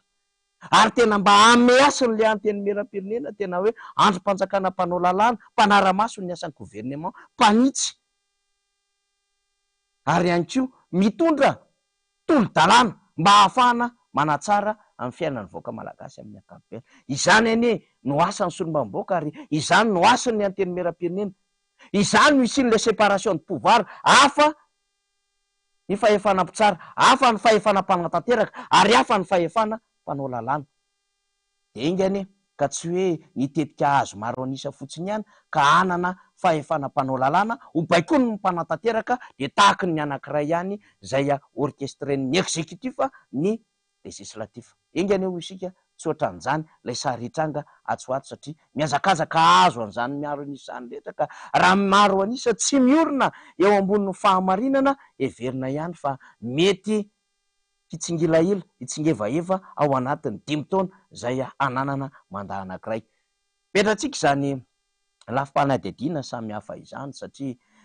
isika rehefa mandinika sy mahita an'izao zava-misy izao dia sady kodiavatra ihany amin'ny hoe de ho aizy ty Madagasikara ty indrindra amin'ny maheno ny vaovao amin'izao fotoana izao satria misy vaovao miparitaka any ambadika any ny amin'ny vondrona eropeana ny amin'ny hoe fanirian'ny fitondram-panjakana ny CSA ny Isabelle Delata Ratsony lay mahasovoa amin'ny vonona eropeana eto Madagasikara dia raha ny tokony izy efa tokony haly eto izy anoany amin'ny tapatapaka ny volana Jolay any de misy adevitra mivoaka any ambadika any amin'izao fotoana izao ny amin'ny hoe de nahato ny vondrona eropeana mety ho famatsim-bola sy fiarah-miasa amin'ny Madagasikara amina lafin-javatra samihafa zay mitety-bohidy any amin'ny 70 tapitrisa euro anoany satria tsy falo ny vondrona eropeana. Ny vondrona eropeana zay anisan'ny mamatsy vola betsaka indrindra amina famatsim-bola eto Madagasikara zany manodidina ny 400 tapitrisa euro tany hoany ny efa famatsim-bola ny vondrona Europeanina, de misy fihatony zany ny eo amin'ireo projet anankiroa, resaka biodiversité ny ray resaka formation professionnelle dia vaovao mivoaka zany zaraintsika zany. Matoa mivoaka, matoa resahana zany eny amin'ny sehatra maro samihafa dia ahitana sy ahatsapana, tsy maintsy mitambatra reny eo, ahitana sy ahatsapana ny amin'ny hoe tena marisa de marisa zany lay fomba fiasan'le fitondram-panjakana, lay incompétence, lay resaka gouvernance amin'ny akapobeany mihitsy no tena tsy ao anatin'izay baolina zay fa mauvaise de lasa mal géré lay firenena amin'izao fotoana izao. Zany zava-misy eto Madagasikara. Taitsika kely zany tsy tena hoe misy idirany tamin'ny resaka fifidianana akory zany vaovao farany mihitsika zany, fa no zaraintsika kely ihany satria any amin'ny colisy samihafa any dia miparitaka izany vaovao momba ny vondrona Europeanina izany. Eny ary amaraparantsika ny fandarantsika amin'izao atoandro tolakandro marimarina kokoa izao fa ny amaranantsika azy anatin'ity fandarana arovako ny safidiko ity de ny antso nataony vondrona politika firaisan-kina foibe misy an'Andriamatoa Auguste Aparainy izay filohan'ny antoko tsara tafina ary ny filoam-piarina mitantana ny vondrona politika firaisan-kina foibe Ravalomanina Marika miresaka indrindra ny zava-misy ara-pifidianana eto Madagasikara izany, ka manao antso izy amin'ireo sehatra maro samihafa indrindra ny olom-pirenena, ny fiarahamonim-pirenena, ny kandida, ny seni mba samy hahalala ny andraikiny sy hanaja ny tokony ataony ao anatin'ny resaka lalàna avokoa zany rehetrarehetra izany. Izay no amarananay ny fandarana amin'izao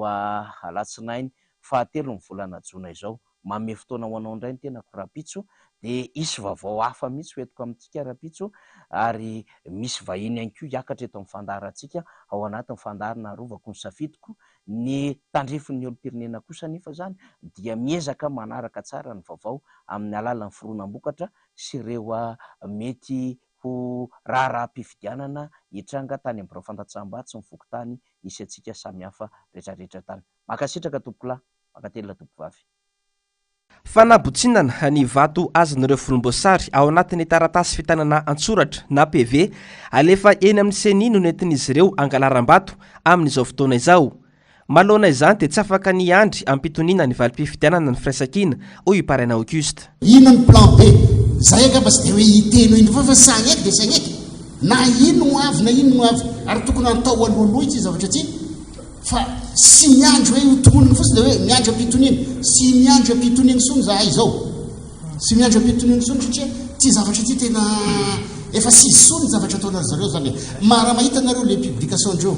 amin'ny réseaux sociaux reny dia hoe izy resy indray manao naresy partout io na izy anina dia manao an'izay. Ke nareo indépendant io mitovy ny tolony sikany raha tena indépendant marina nareo, fa mety misy moa amin'ireo fo indépendant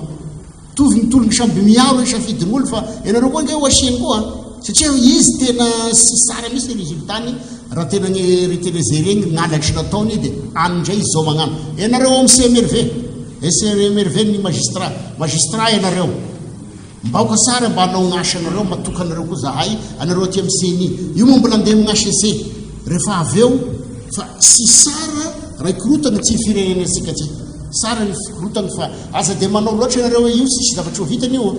n'olo ke samby efa manana mitsy fiarovana vato ty. Tsy mahazaka ny famarinana ireo kandida-mpanjakana sy ny volomboasary ka manodikodina ny safidim-bahoaka.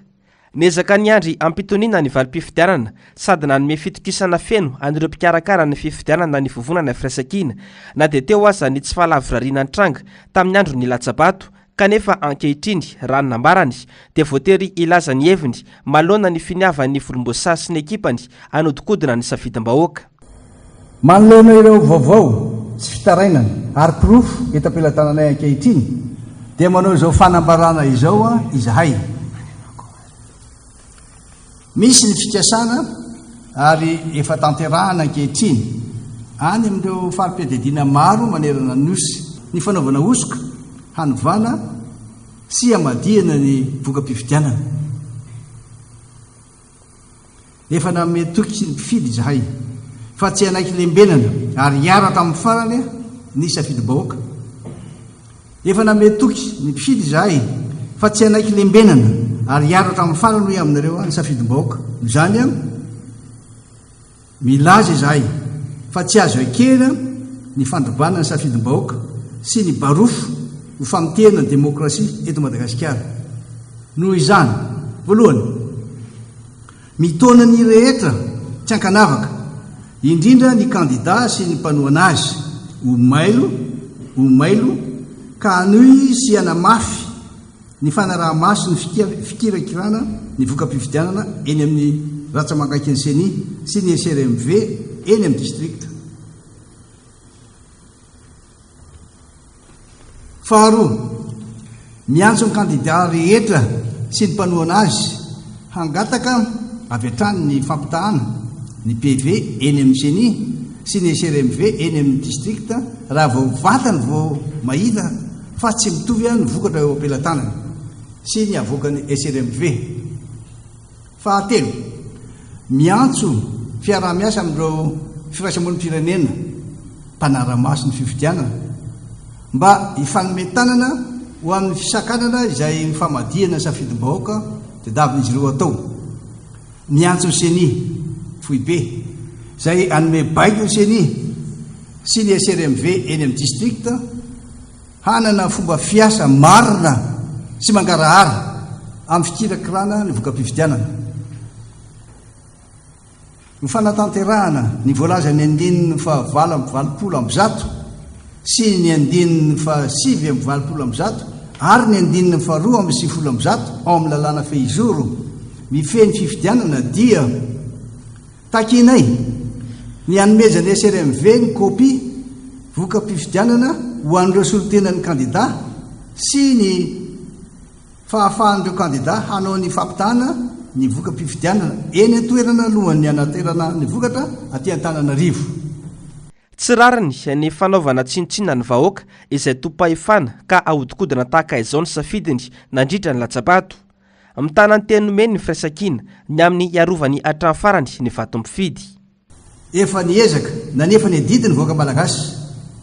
na latsapato na dia teo azy ny fahasairana iainana isan'andro satria maniry ny anana solombavamboaka mendrika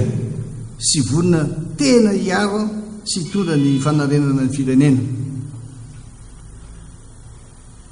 Tsy maintsy ataonay noho izany ny fomba rehetra hiarovana ny safidim-bahoaka satria tsy rariny ary tsy azo ekena ny famitahana sy fanaovana tsinotsinona ny vahoaka maso mandidy sy tompo-pahefana. Ny vondrona firaisan-kina dia maniry hatrany ny lamina ny zoram-pifidianana satria tsy hisy azo tombony amin'izay sanatria isin'ny savorovoro noho ny tsy fanaikena ny voka-pifidianana. Tsy ho tompona andraikitra kosa nefa izahay amin'izay mety ho vokatry fandraisana andraikitry avy amin'ny vahoaka raha mitoy ny fiantsiana sy ny fanahinina ataondra izay tsy maty manota mikasa androba ny safidim-bahoaka. Eto am-pamaranana dia manamafy izahay fa tsy amely irery ny vahoaka malagasy ary mitona antsika rehetra ho vonina sy ho say hiaro ny safidim-bahoaka amin'ny fomba rehetra. Tsy ekena ny alabato, raiso ny andraikitra, arovy safidinao, ny firaisan-kina no hery samy io tahin'Andriamanitra. Arak'izany dia nampitandrina teo anatrehany ny mpanao gazety androany ny vovonana firaisan-kina fa tsy lefitra amin'izao fanodikodinana ny safidim-bahoaka izao izy ireo.